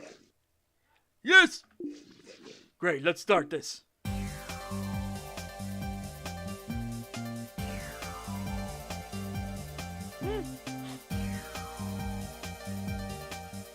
Yep. Hello to all dinosaurs joining us from home. Welcome to your favorite show, the place in the middle where we might join each other, but maybe not. I'm your host, the moderate moderator. Coming live from the Dinosaur Rights Convention at the Cretaceous Hotel in the New Jurassic District. Top of the debate for our guest today is meat. Who should we eat? Who should we not? Rules are no one should speak over anyone else. Take turns. Priority to the people who didn't speak yet. And I will fact check. Don't try to lie, because lying is the worst kind of tomfoolery. Alright, esteemed guests, the stage is yours. Discuss. So, I'll start if I may. When it comes to meat consumption, we've got to find the right balance. A compromise between our nature and the culture we live in. Therefore, Brontosaurus meat is the most ethical meat to consume. Because most Brontosauruses are born with major handicaps that prevent them from living a fulfilling life. This is a foolish argument. I'm so tired of it. You sound like a broken record. The Brontosauruses simply have bodies and brains that do not fit with human societal standards. The devotees of the Brontosaurus meat industry are nothing but tools of human propaganda. They found a way to protect their own interests by throwing fellow dinosaurs under the bus to please the oppressor. I agree with my friend over there. The Brontosaurus meat industry is full of hypocrites. By grading the ethics of different kinds of meat, we're just playing into the hands of humans. Question is, should we still eat meat?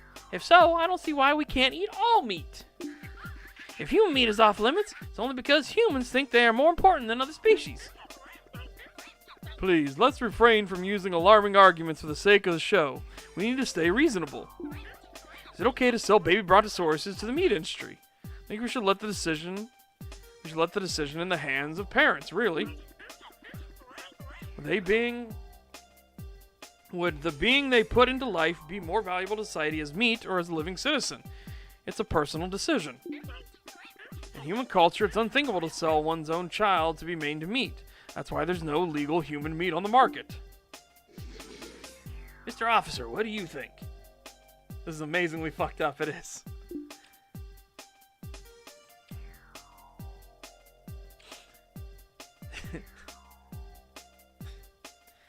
Meat. Man, it's a tricky question, right?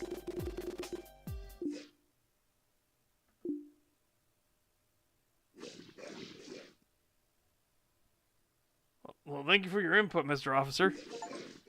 The one and only Dino Cop, ladies and gentlemen. Be bad at debates.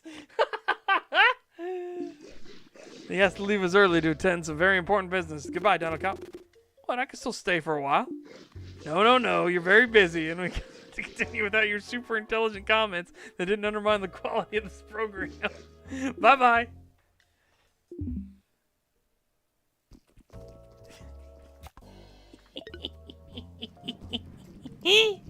Dude, I like I said, I do like how fucked up this thing is, though. The debate's hilarious. Actually, genuinely hilarious.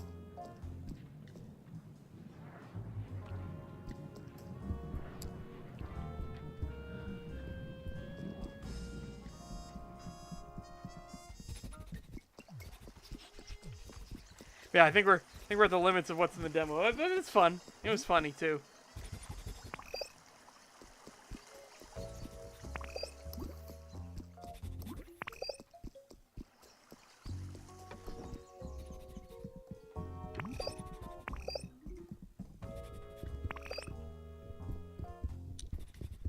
Yeah, so trash can, soda can.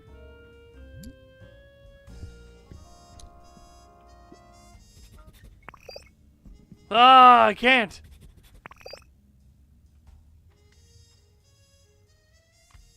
I can't.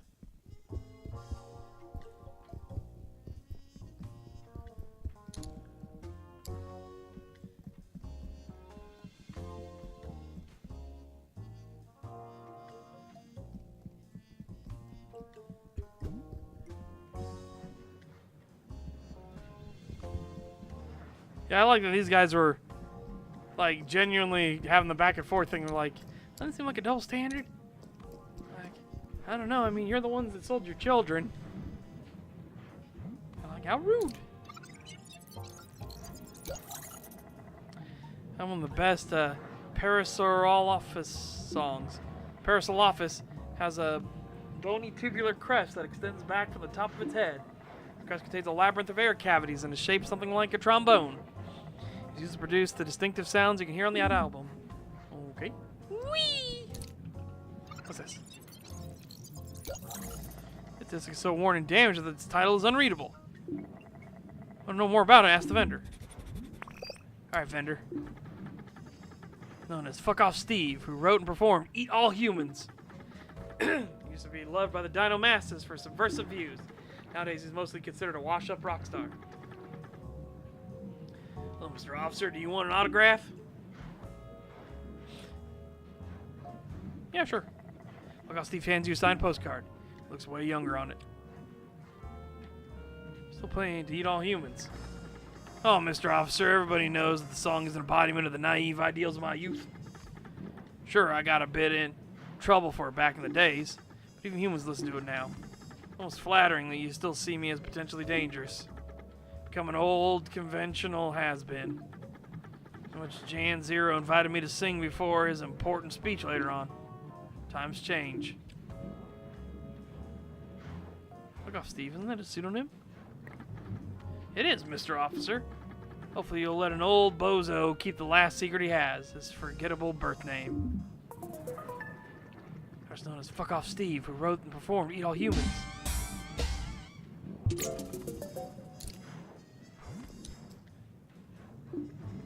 Which one do you want to listen to?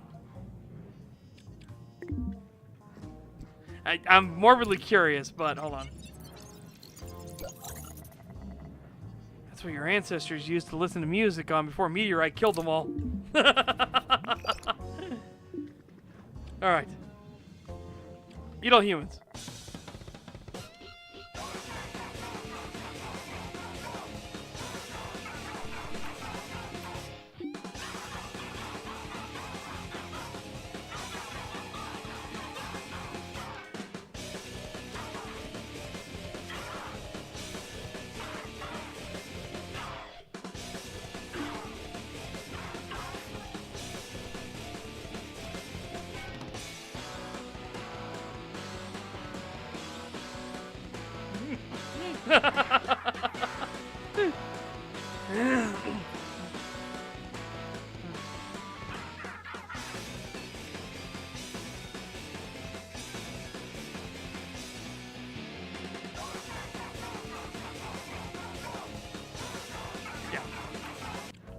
No, okay.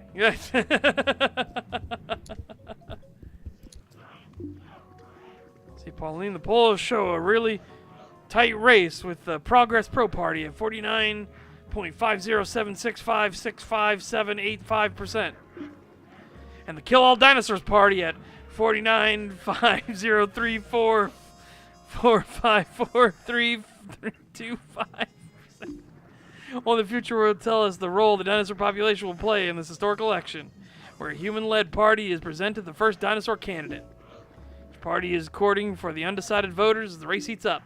Kill All Dinosaurs Party clarified today that they won't kill all dinosaurs. The name is just a figure of speech, and that they only target bad dinosaurs.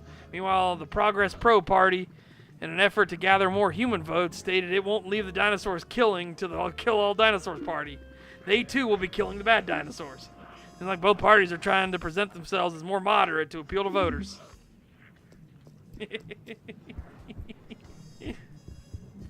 No, we swear. No. Oh. Oh. Oh, no! Nose ring theory. Run! That's our suspect.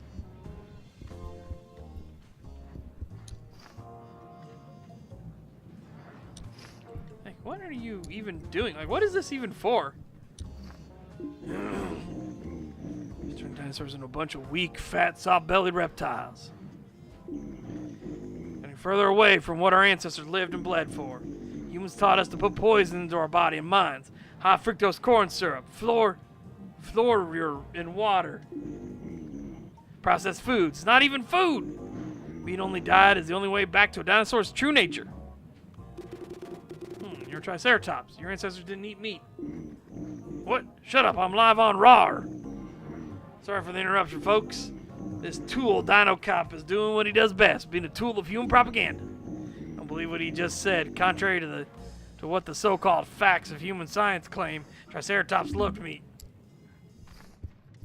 Okay, well.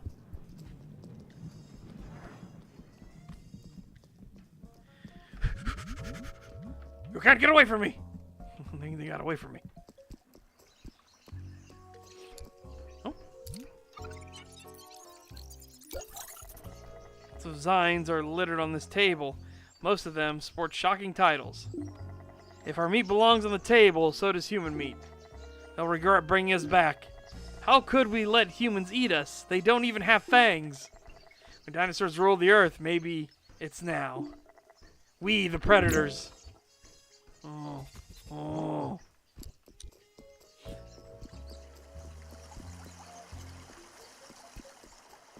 Okay. Anyways. Again, cutesy premise. I think it's interesting. I'll have to see what they do in the full game, right? Very silly, cutesy premise. Okay. Didn't like that it started up in the super background, though. Yeah, making humans regret bringing you back is not a good idea. Then the Kill All Dinosaurs Party would definitely win. Alright. Next. Let's do the Second Son demo. This was the biggest demo by far. And it had some interesting stuff on it. So we're going to boot her up and see what we got.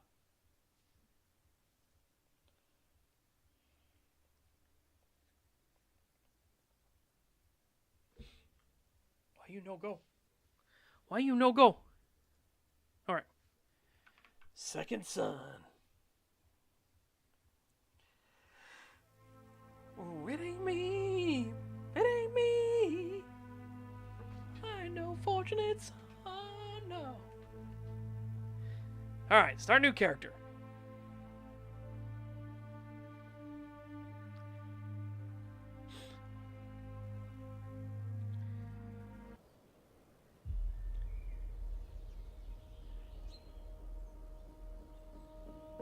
After decades of bloodshed, the Empire is on the brink of destruction. It's always on the brink of destruction. Always. Those who remain have set up camps scattered throughout the land, gathering fellow survivors and trying to regain their strength to fight back. They seek to amass a unit of elite soldiers with extraordinary abilities called the Sunborn. The influence of the dark sun on the land grows. The Empire needs you. Complete your training to join the ranks of the Sunborn. If the dark sun is just the moon, I would laugh my ass off.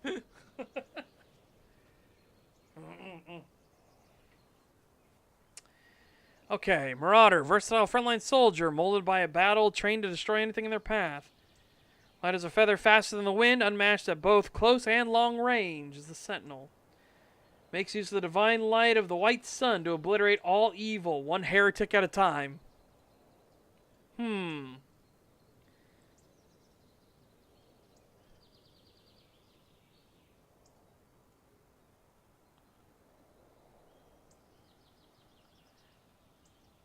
Let's see what Sentinel is. Speed. Oh, okay. To pick your appearance.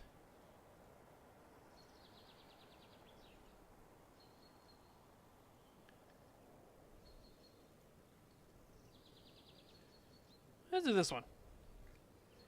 Here's her name. Helios. When you die, your character is gone forever and can't be reloaded. Oh. Okay, well, I don't know how the game works, so let's not do Iron Man mode yet.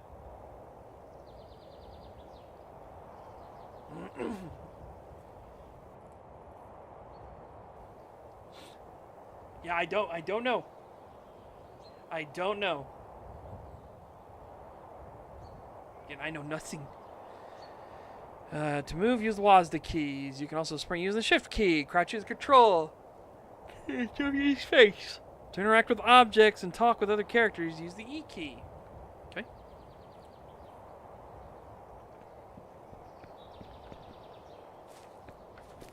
Oh no, we can't do any like special jumps or anything. I tried to do a crouch jump. Doesn't work. You can crouch and jump in this lower state, which is lower than a normal jump, but it's not like, you know, what I expected. Inspect the orb. Faint whisper seems to be coming from the orb. Wake up! Huh? Heed my call. This is the good sun's darkest hour. There's no more time to waste. Hey, what are you? Answer me this. When faced with a moral dilemma, would you follow the law or your heart? I mean, it very much fucking depends. Probably my heart. Okay. How do you view power and authority?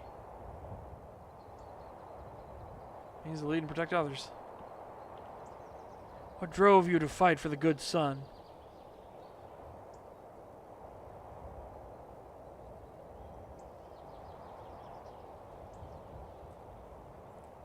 Thirst for knowledge in the unknown. I shall do it. Go forth, you are already late. Wake up. And for what? This is a cycles of violence! Okay. Whee!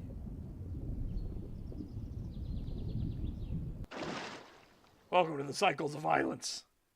or cycles of guilt? Which one's it gonna be?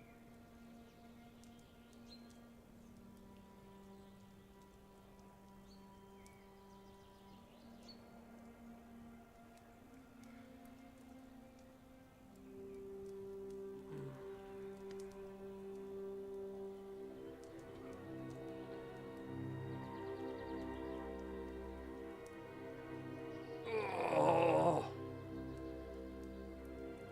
Oh.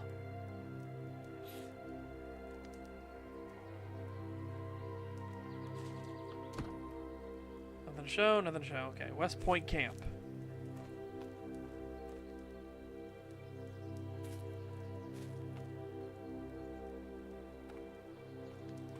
Alright, I see up in the corner, so he's a merchant, it looks like. Refill ammo. That's my stash box. Travel point. Looks like I go here first. Well, it took you long enough. Where the hell were you? Guess I overslept. This won't happen again. Hope you're well awake now, because you'll need your eyes wide open if you're to pass your final trial. Are you ready? I am, sir. Well, you better be, because you don't have much of a choice. The trial is very simple. You're to go to the Tangled Depths in Rowan and destroy the Archangel that's infesting the place. Jericho will be waiting for you at the entrance and will let you in. Once you're done, return to me, understood? Yes, sir. Good. Remember, today is your last day as a recruit. You're either going to succeed or die trying. I fully expect to see you back, so don't disappoint me. Good luck, recruit. Thanks, sir. I'll be going.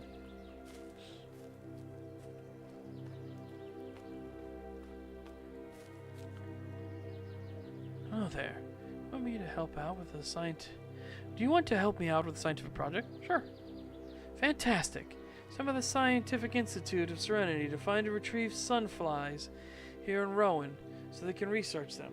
But I'm way too busy right now and I can't leave camp anytime soon. Could you do it for me? Sure thing. Thank you so much. These pesky things tend to hide well.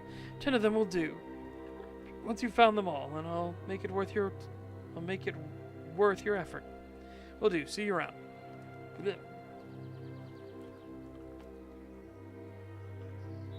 Too busy right now. Come back later. Understood.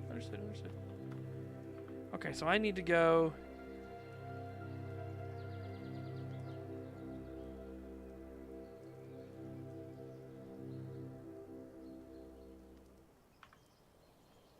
Okay, we gotta go that way.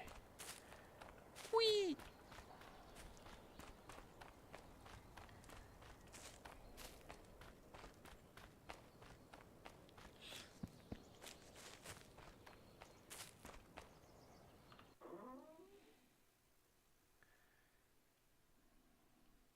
Eden's Rest.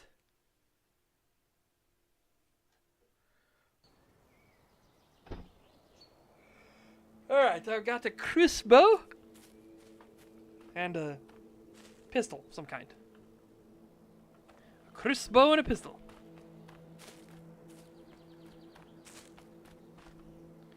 Soon you'll be facing your first enemies. It's important to know combat is all about movement, skills, and having the best loot and equipment.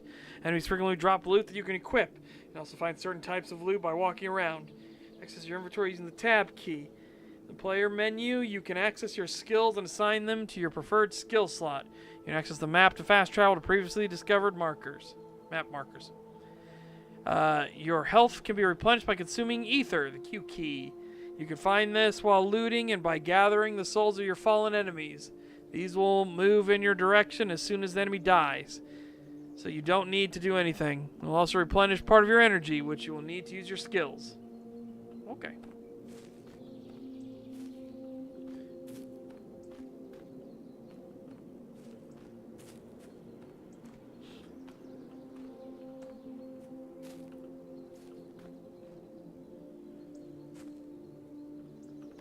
Ooh, what a lovely, beautiful butterflower.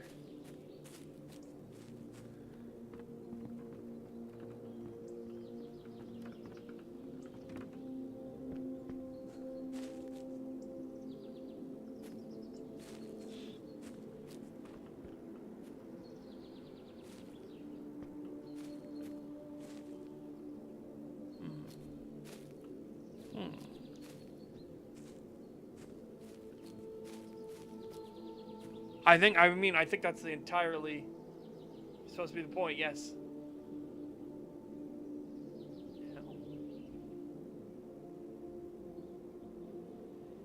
I believe that is the point, Elder Shigen. Ugh. Mine eyes!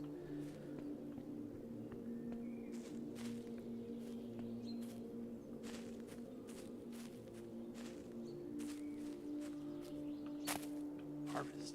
Okay.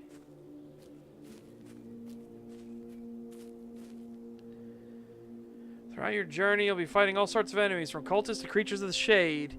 Each weapon type has different advantages and disadvantages, as well as specific affixes. The rarer the weapon, the more affixes it has. Different weapons use different types of ammo, and some weapons use more than others. Once your weapons run out of ammo, you can reload it by pressing R. Okay. Now you got me worried. Where's enemies?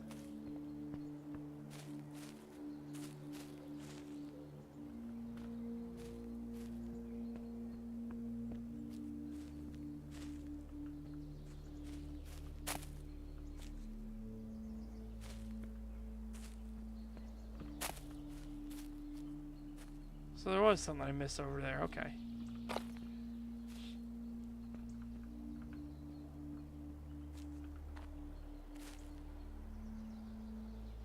Animals.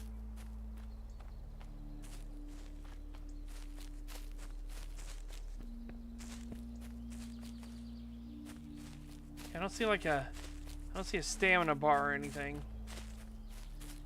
So that's appreciated at least. Moon fruit. Moon fruit.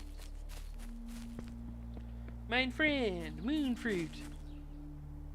Okay, so here in front. Oh, more moon fruit. Okay. Right.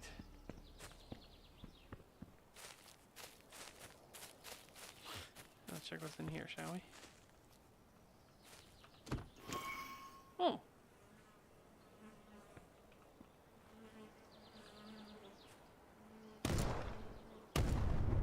Oh, ow, my God, the blast radius is big on those. Big, big, big. Ow, that took almost half me health. Owie. I'm gonna check so you can see. Ow. From 750 to 460.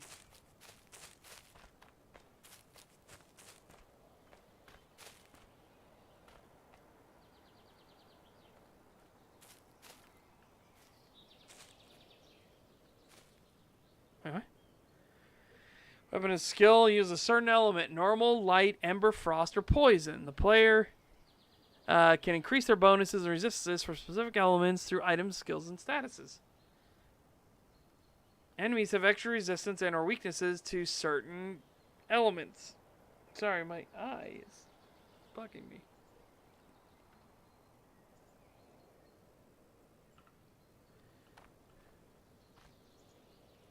What? I keep trying to fire and it's not letting me fire. Oh, it's a hold and fire thing. Okay.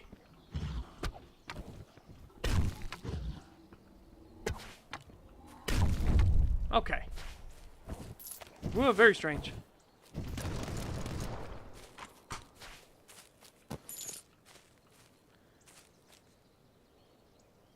Look at him, a little nerd.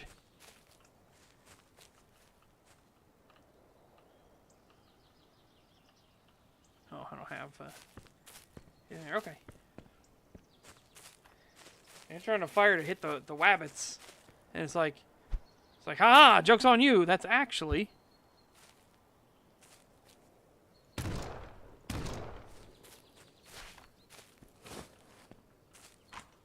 Cool. That is actually giving me XP. Nice. Joke's on you. It's more like a railgun. You got to charge it up and then let it go. Bzz.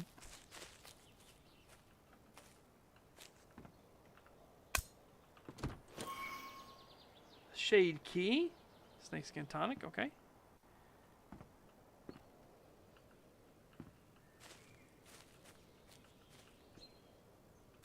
Oh, he went right through the house. That's not fair. That's cheating. He's cheaty doodling. That's cheating.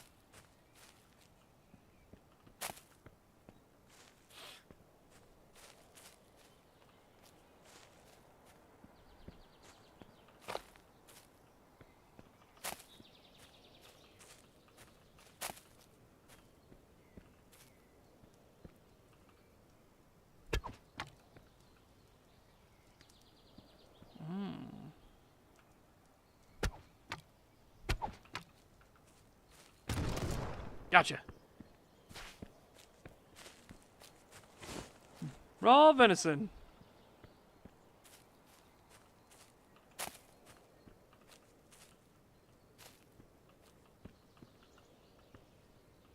There it is.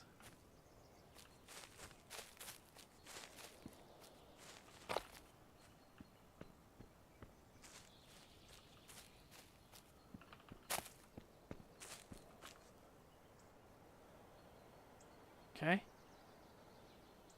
Skill point, which can be invested in. There's two types of skills, active and passive. Okay, pretty bog standard.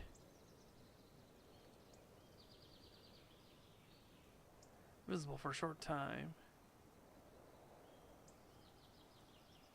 Okay.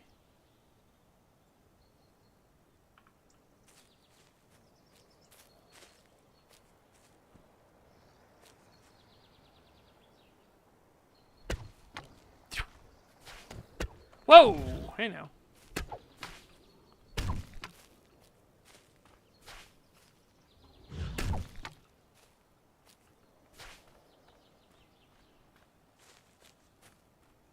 I did not expect those guys to have a, you know,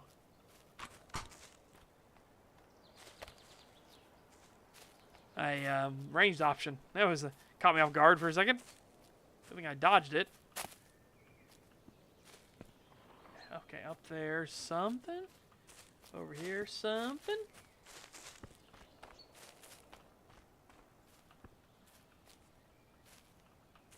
Crystal.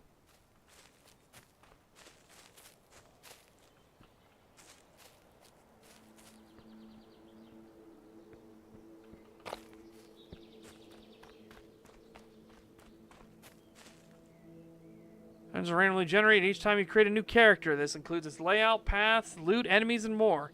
Additionally, world points of interest such as scavengers, prisoners, camps, etc. in the open world are also procedurally placed and generated each new playthrough. Okay.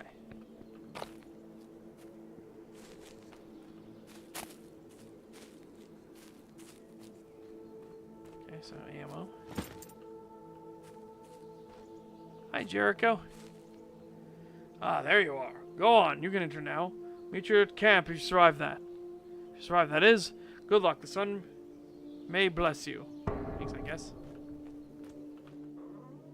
Down into the deep dark depths below. We're playing a game, so here we go.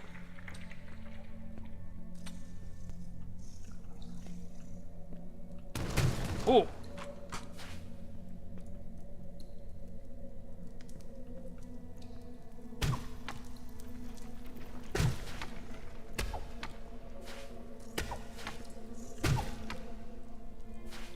Okay. Like Speedy Gonzalez on some of these.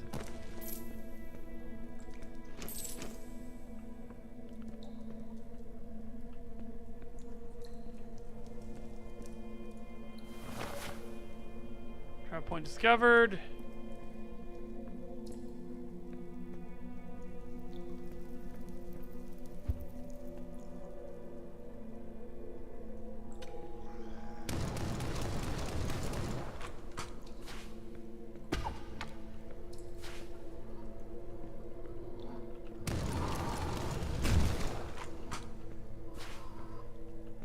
I know you're right around the corner. Shit.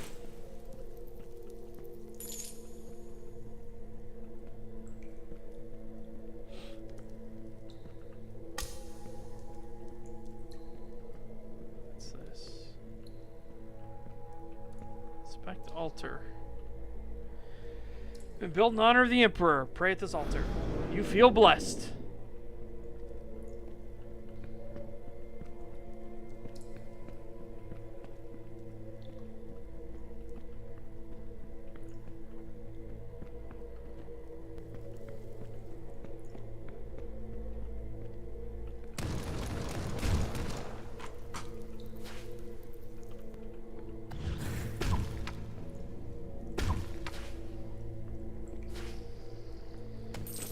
Oh, ah!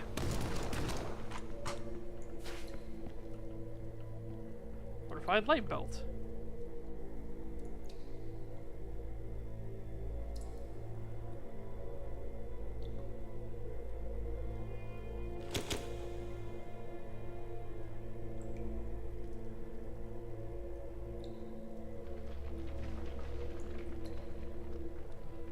A bit more defense. All weapons reload faster, 5%. Health restored by ether increased by 10%. Increases max energy by 5%. Enhanced defense by 32%. Extra durability by 43%. Okay. Okay. Well, no. If you're your 2-point pistol. If you're your crossbow. Okay, I understand.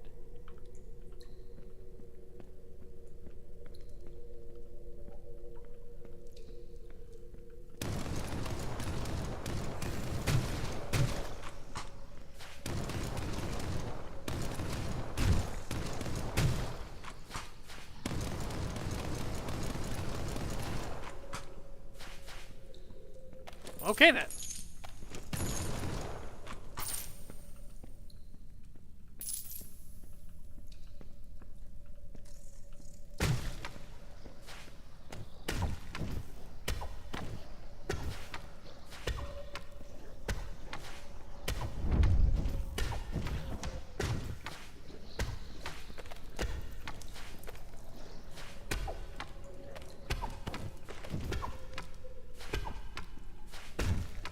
Good lord.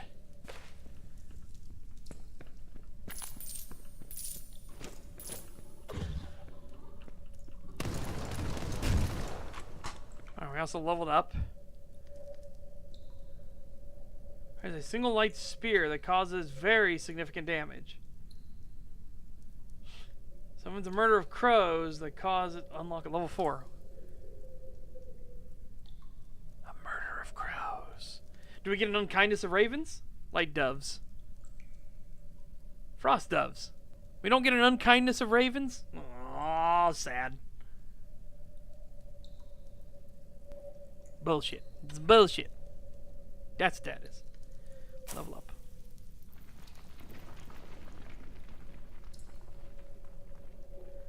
I'm going to put it there, actually. Then we'll take you, assign skill to 2.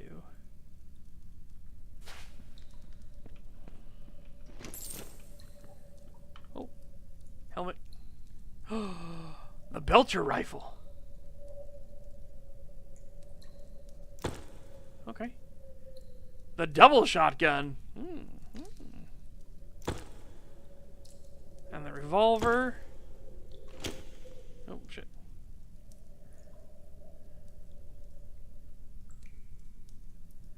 Put you on.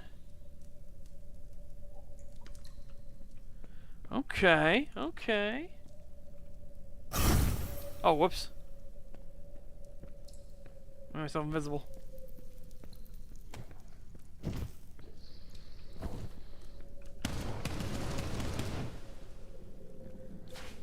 Pretty nice rifle.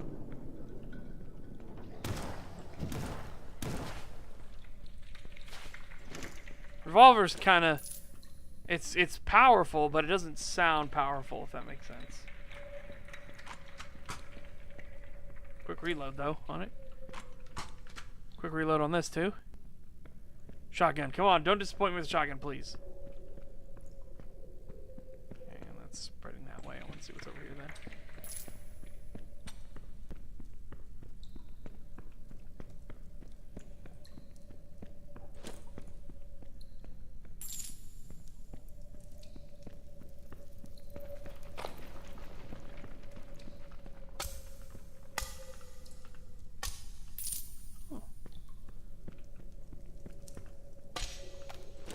Well, I guess let's fire the shotgun. We got 120 shells. It's not bad, and it's a really fast fucking reload. Holy shit.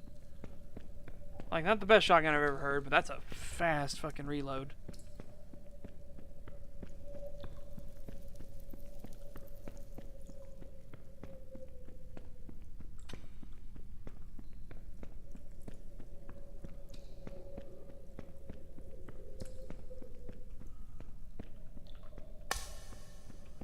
Dunk.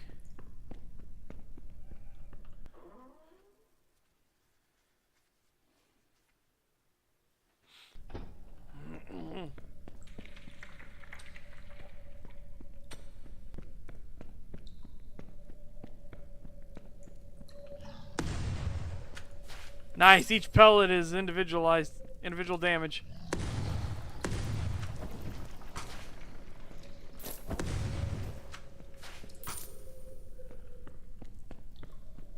That's pretty fucking tasty.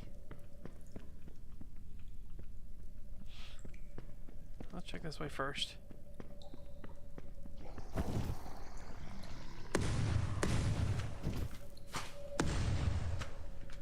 Oh. Damage mod, weapon damage. Okay. Okay.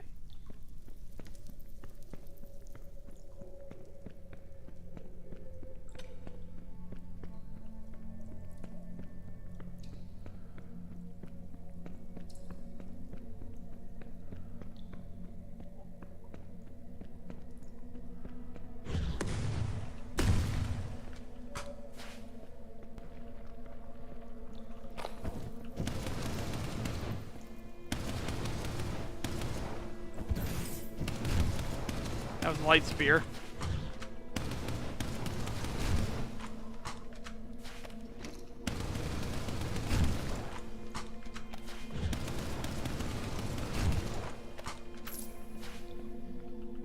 Okay, so that's going that way. Hold on a second. I want to see this up here then.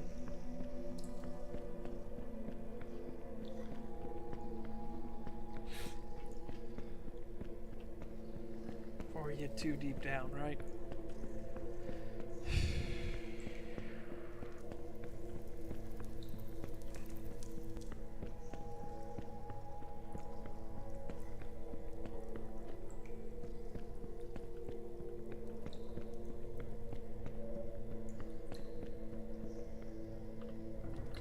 Shade key. The Raven rifle.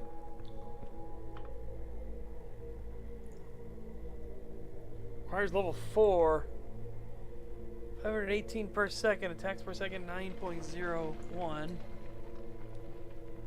So it's faster and does more damage. And has 2 slots on it. Just the Ember damage by 29%, increases chance of finding Rubicons by 30%, increases max health. Oh, hell yeah. The triple shotgun.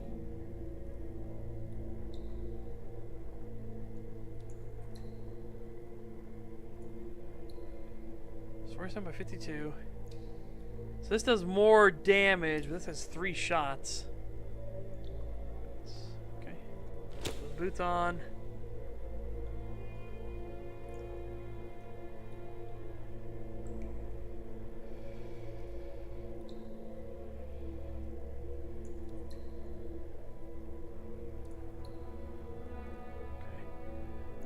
Level 4, level 4. Sword. Just hand axe.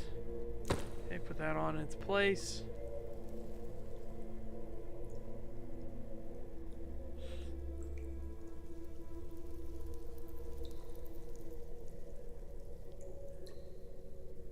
Okay.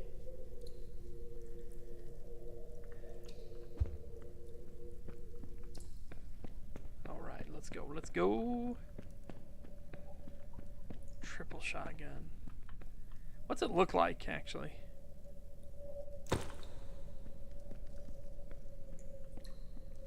Ooh. Not bad, actually. I want to see what it looks like to reload.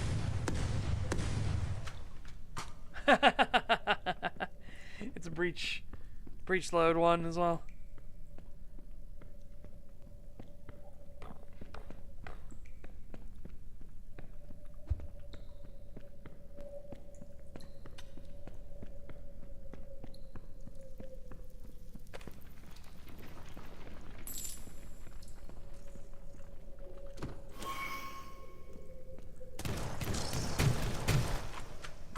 Identified hand axe and superior boots.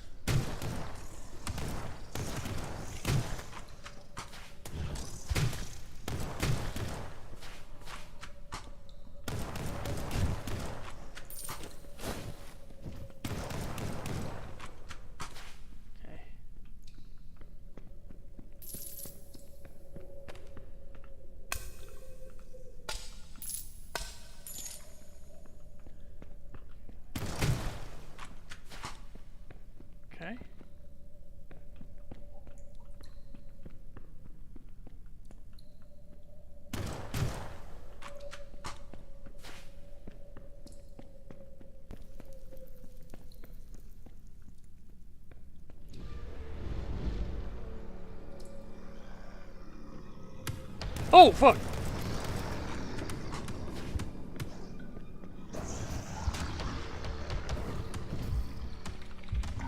Oh my god! I didn't know what was happening. They were right on me. Revive, yeah. Oh my god.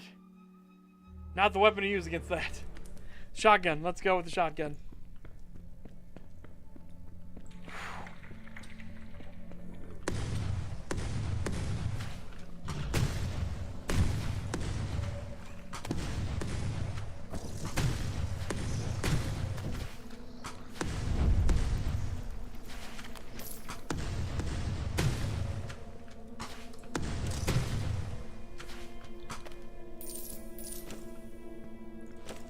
Okay. Oh, that was mean. That was very mean-spirited. Max energy by 6. Generates energy based on 4% damage on hit. Health restored by ether 7%. Cooldown reduced. All weapons reload faster. Reflects 21% of all melee damage. Souls generated. Okay. Raven rifle. I want to see what it looks like. To be identified with an identification kit. Okay.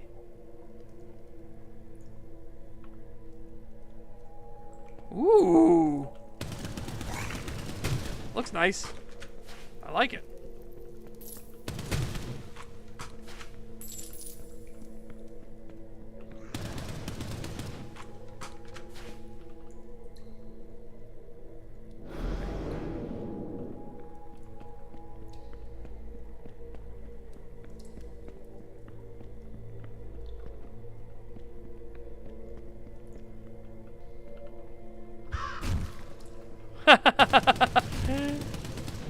God!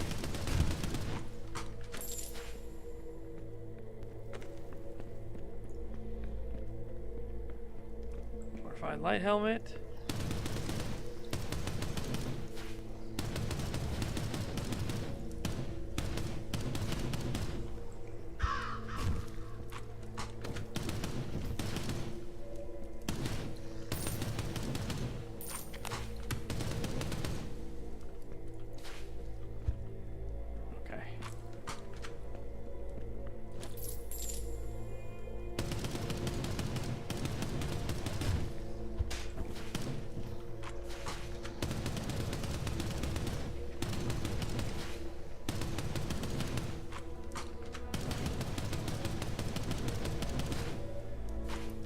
I'm just rapid tapping.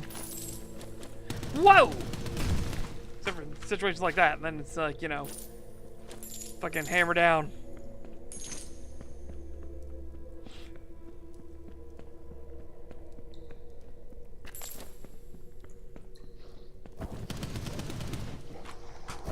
Oh, shit. Thought I killed you.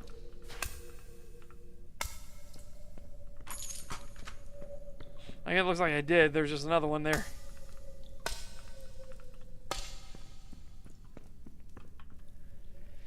Okay, maybe we should upgrade this rifle.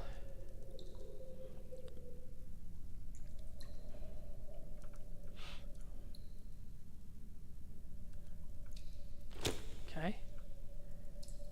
Okay.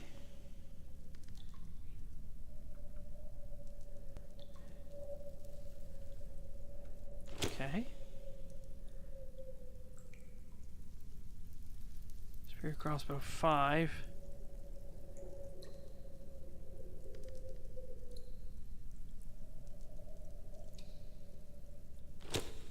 Okay. We're getting schmancy looking.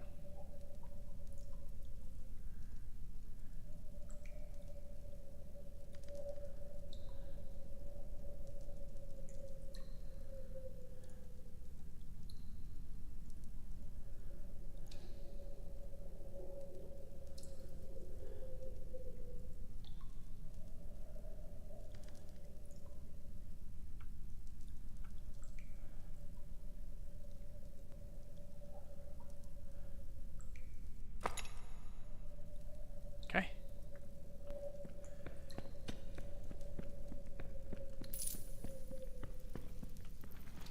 Shit, not what I meant to do.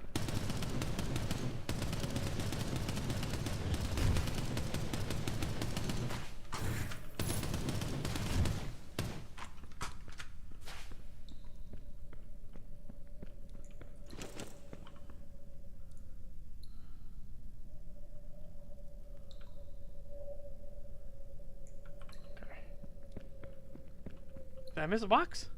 Did I? I didn't know if it regenerated loot.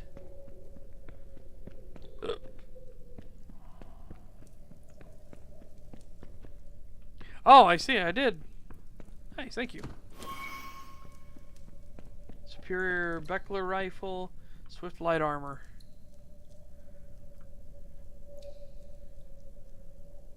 Weapons reload faster, increases health, improve resistance. Okay.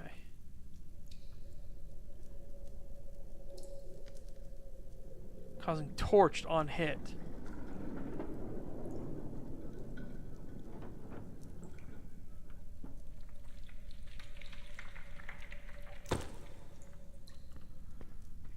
Damn it. I like the look of the Beckler and the Raven rifle. I think both these rifles looked nice. They looked nice. Good nice, in fact.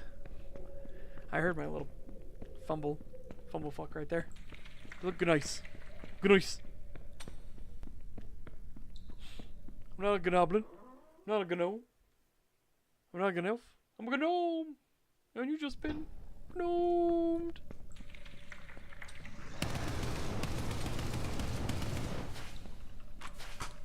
Okay. Spicy off the bat, eh?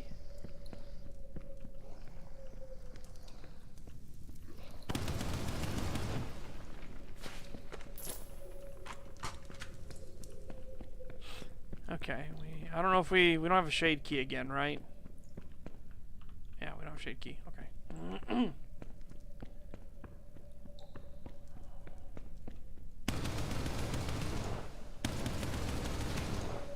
I also like the sound of the Beckler.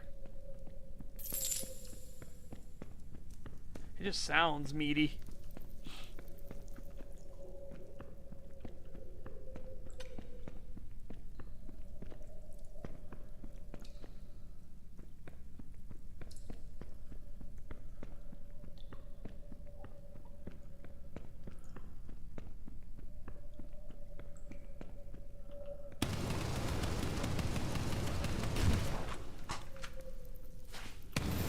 Oh, shit.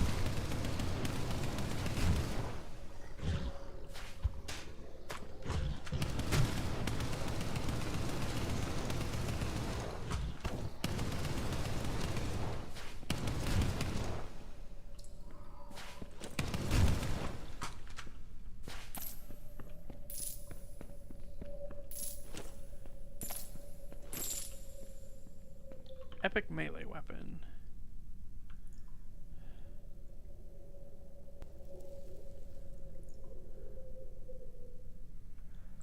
Oh, I get health from kills. That's pretty nice.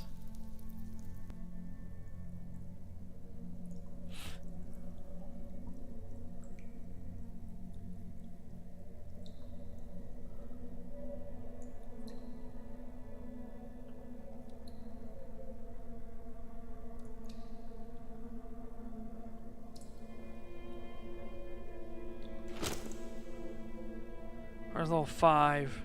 Damn. I don't think I have. Yeah, I don't have an identity thing now.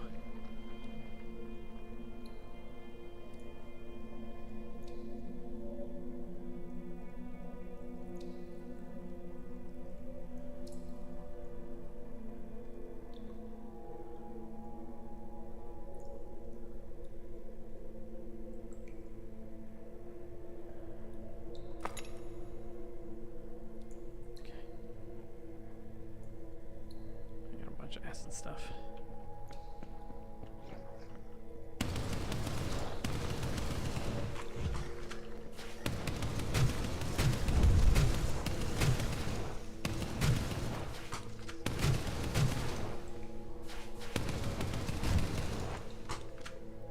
Okay.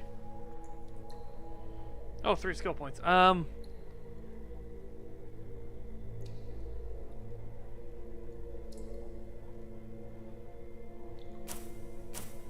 We're going to reassign you back to here. You, I'm going to assign to 1. You. Pull up.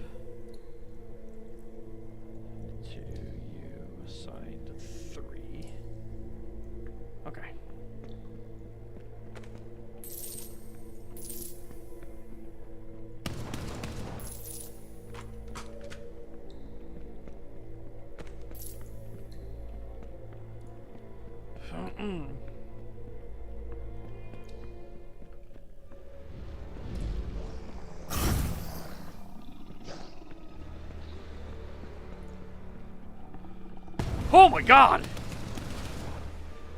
Ow, I didn't expect that he was gonna throw a fucking floating barrel at me.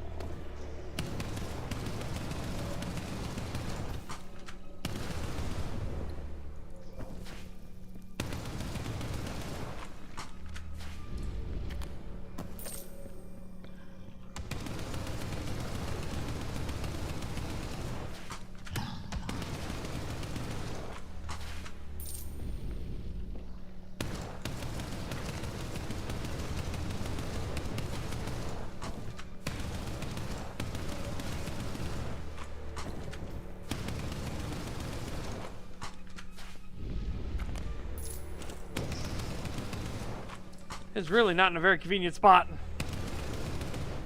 That mini-map.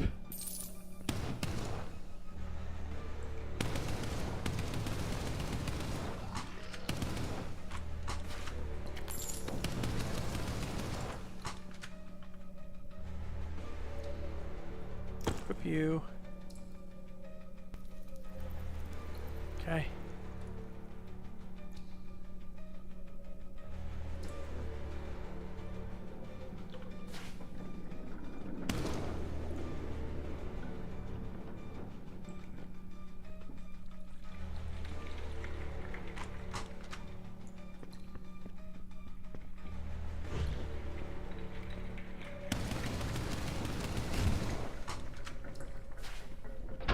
Okay, now it's open.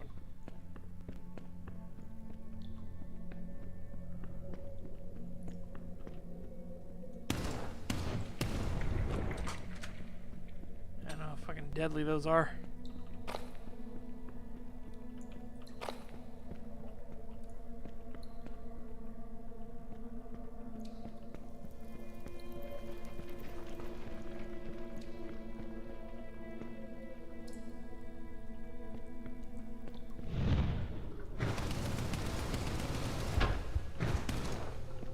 Huh!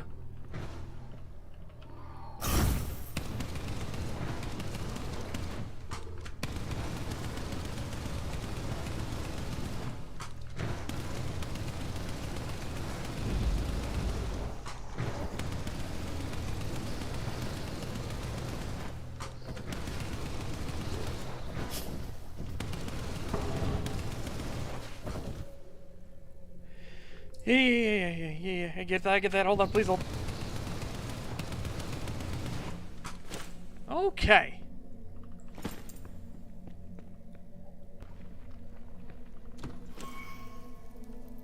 Gloves of the Heart, epic gloves. Wait. So it doesn't open after the boss is defeated? I have to run back through? Again? Again? Very fucking rude. Generate plus 15 energy. Through cooldown. Health. Yeah, well, I mean, that's just better in every way.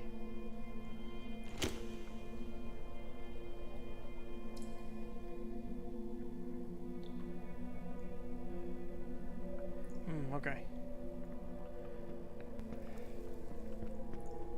Let me out! Let me out! Well, they said it was an angel, and that was more of a biblically accurate angel, that's for sure. Rude. Rude. There's more loot down there. There's more loot down there. I guess, are you gonna repopulate the whole thing again? It looks like it.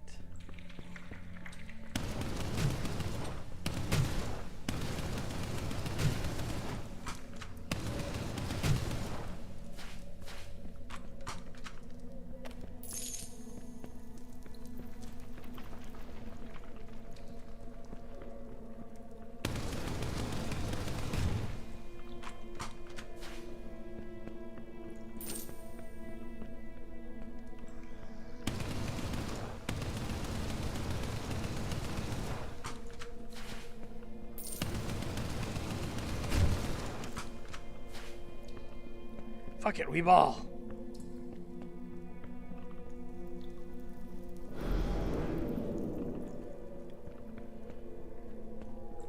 Fuck it, we ball.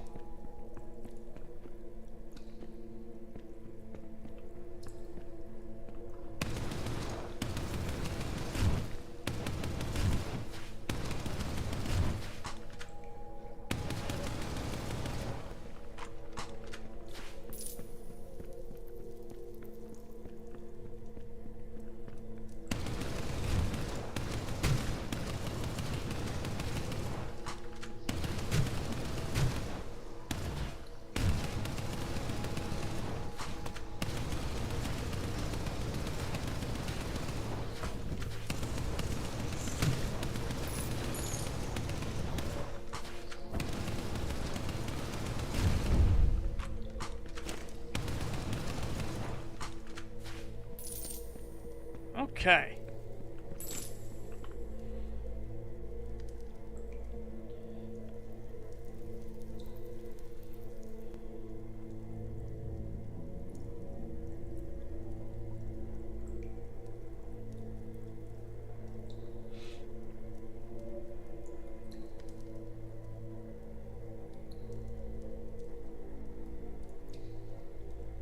Okay.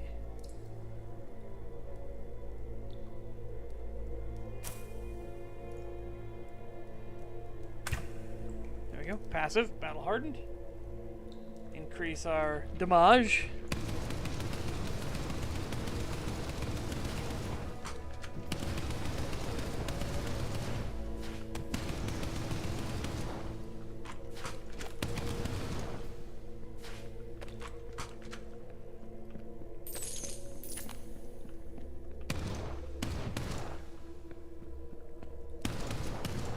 And that does not repopulate now.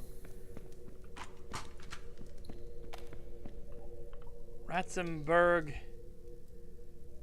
Well, Superior Walker Rifle.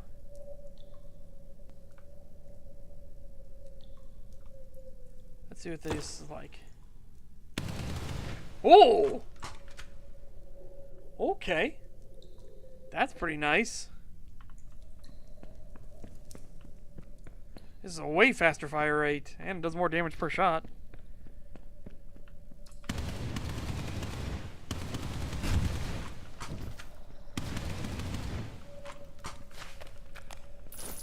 Okay. Right. This is called, Second Sun? Crazy, right? Yeah, Second Sun. S-U-N. We are what are known as, we're trying to become what are known as Sunborn. It's kind of a, you know what it reminds me of? It reminds me of Hellgate London.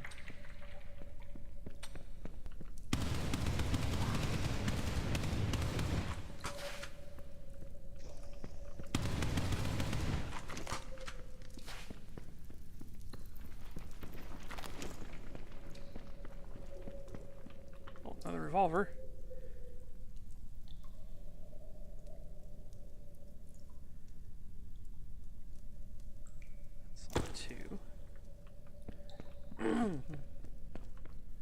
I don't know if I have a key. I'm gonna see if I do. I do not. Okay. This very much reminds me of Hellgate London.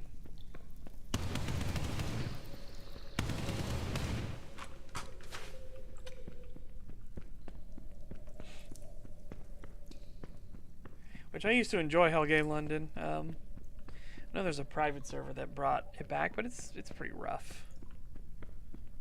It's pretty rough, buddy.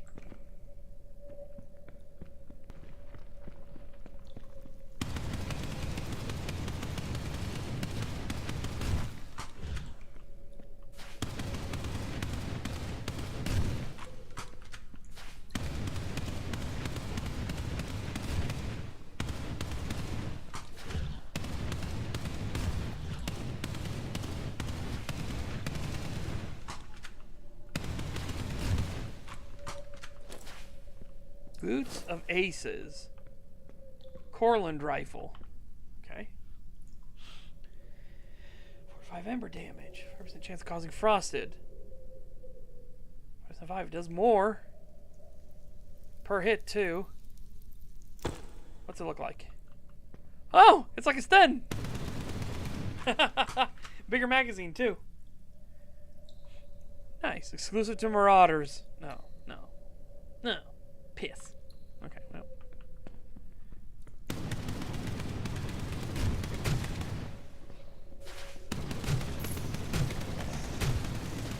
Oh yeah, that made me jump, not gonna lie.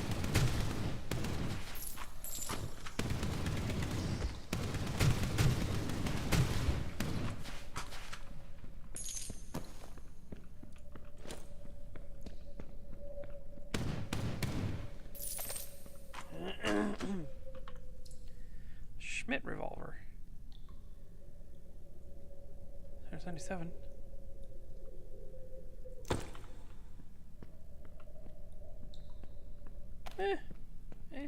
It's okay looking. Right, well, let's do this arena again.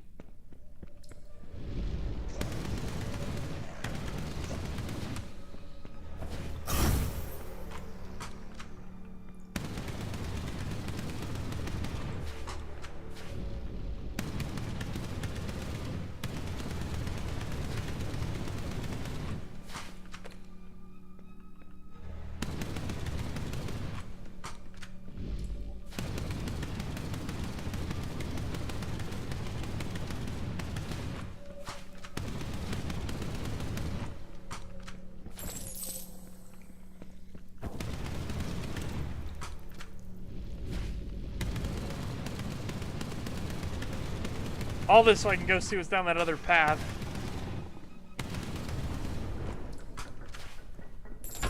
Alright, door's open.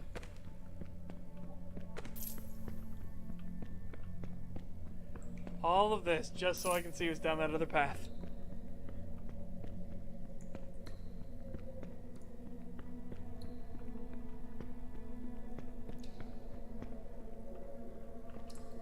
Okay.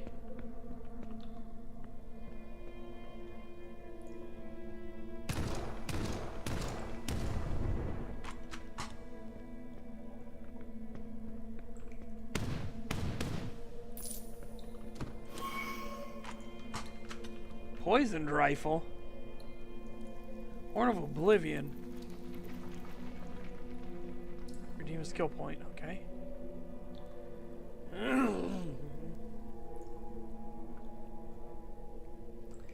Reload speed increase. Does more damage per shot.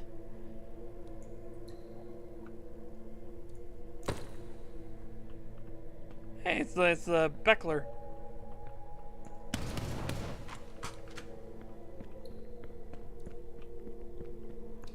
Nice. Yeah, exactly. Still earn EXP and loot, so it's not a total loss.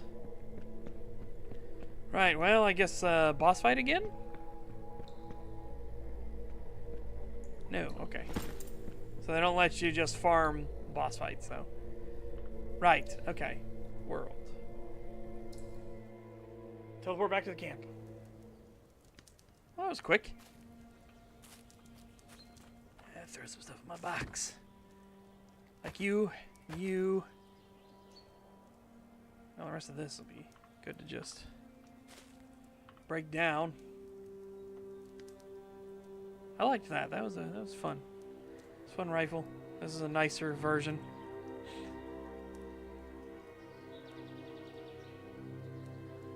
I'm curious what the Ratzenberg is like, so I'm gonna save that.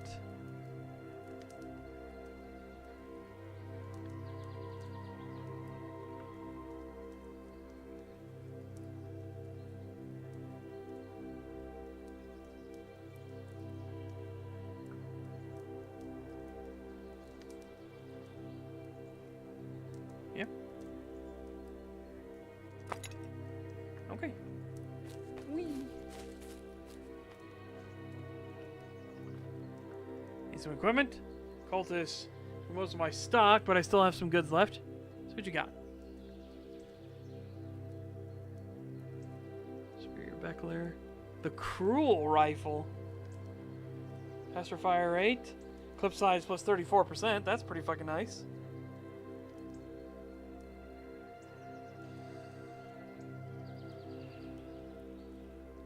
Slow the dragon. Oh, slow me down? Oh. Engelbrecht rifle. That looks fucking cool looking. 320.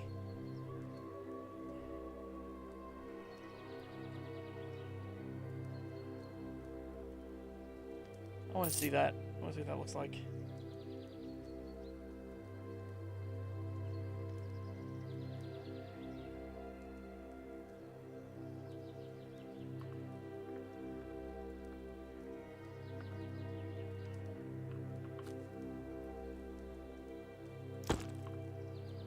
Okay.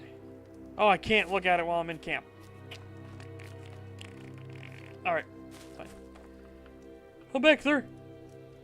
Station soldier, successfully completed my trial, sir.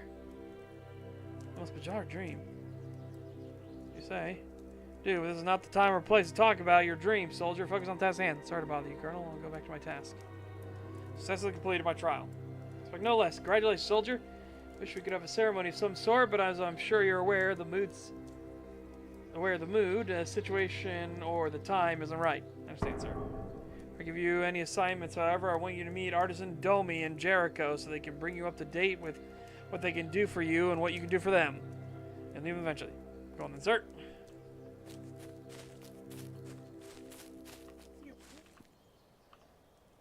Use this cooking station to prepare food and potions. Prepare an item. Insanity brew.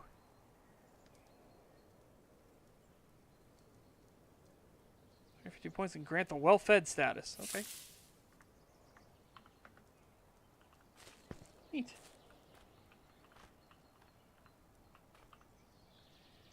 You guy, aren't you? Welcome to the camp, but don't make yourself too comfortable. Need something fixed that can help you, but I can't work without the right supplies. So keep an eye on anything you find that could be useful. Got it. Meantime, here's some materials to get you started. Hopefully you'll make good use of them. Thanks, much appreciated. Dummy can repair your items, improve and mastercraft them, or even create new ones if you provide him with the appropriate blueprints. Crafting will increase their rarity level and add new special properties. Okay. Improve repair.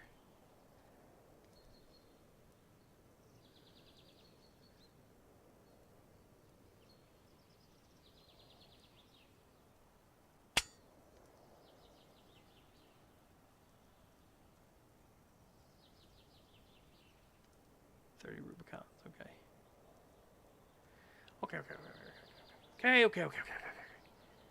Okay. Mastercraft.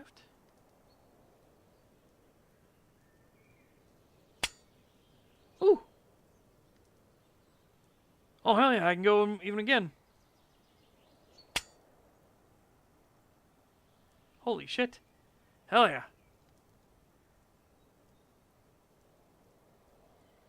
Too low to improve this item.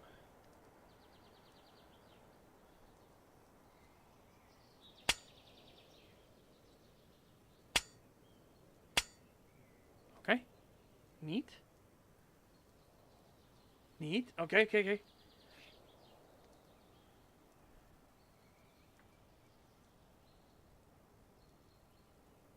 All right. Oh, Jericho. Where is Jericho? Okay. Jericho? Oh, there he is. When you're here, we can use an extra hand. Some tasks I can give you. Finish these and I'll reward you well. Who knows? Maybe you'll even improve your standing in the camp. What do you think? Sure, I'll help. To level up and help your camp, you can complete tasks from the camp's taskmaster. Once you completed a certain amount, you'll rank up and will be rewarded with some rare rewards. Tasks randomly generated, and you can have up to 5 tasks at once if they're not too similar. Check regularly. Okay. To Rafe. Okay.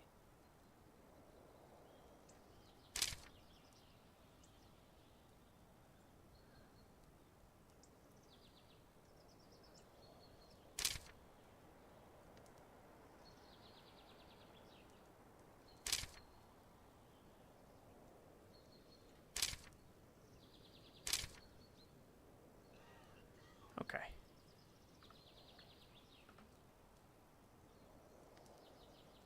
Okay. Right. Now he wants us to come back to him. I want to see what this rifle is. I already upgraded it. It looks interesting. What's next for me? Very valuable here. As a matter of fact, I do have an important mission for you. I'll have to wait, however. For now, get some sleep and much-deserved rest. Thank you, Colonel. I'll totally do that. Let me jump out in the world instead.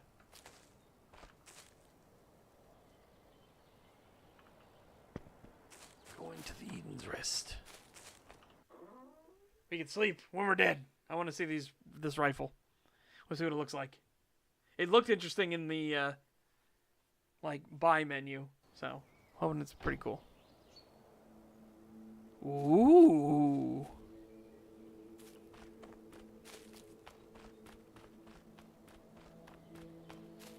All right, test fire it. Nice. Feels nice and thumpy.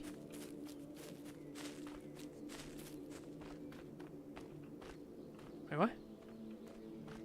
What? I guess wants me, really wants me to sleep first. Bastard bitch. Bastard bitch shit fuck.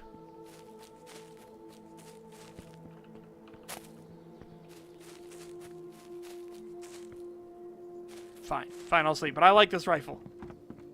I like it.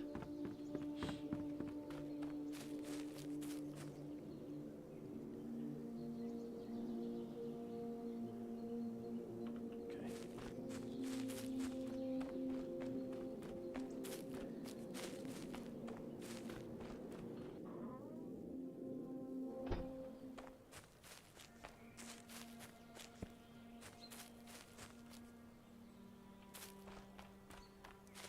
Let's sloop. We're slooping. We're slooping, chat. Oh, it's already been an hour playing this game? Holy shit. Second son.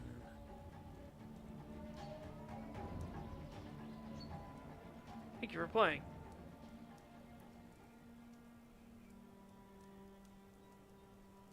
Continue? Oh, I see. I see. That's our end for now of the demo. The demo. Okay, that's fine. Save and quit. Save and quit.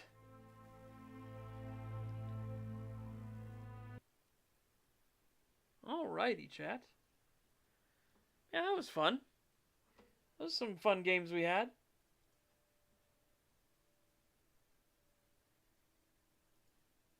There Are No Orcs demo was pretty interesting. Dino Cop was pretty interesting. I have some others we could check out, but that'll have to be for another day. Okay, so again, chat, Saturday Showtime will not be happening tomorrow. Try and get it in on Sunday. We're gonna see. Yeah, I'll be out of town tomorrow for obvious reasons. But yeah, all of you guys take care. Have a fantastic day. Stay safe and healthy. Get figure ripped. And I will hopefully see you guys for Sunday Showtime. Maybe if it goes through, I will make sure I let you guys know. So I will ping an hour before the movie or anything starts. As is tradition. But yeah. Bye-bye for now, everyone.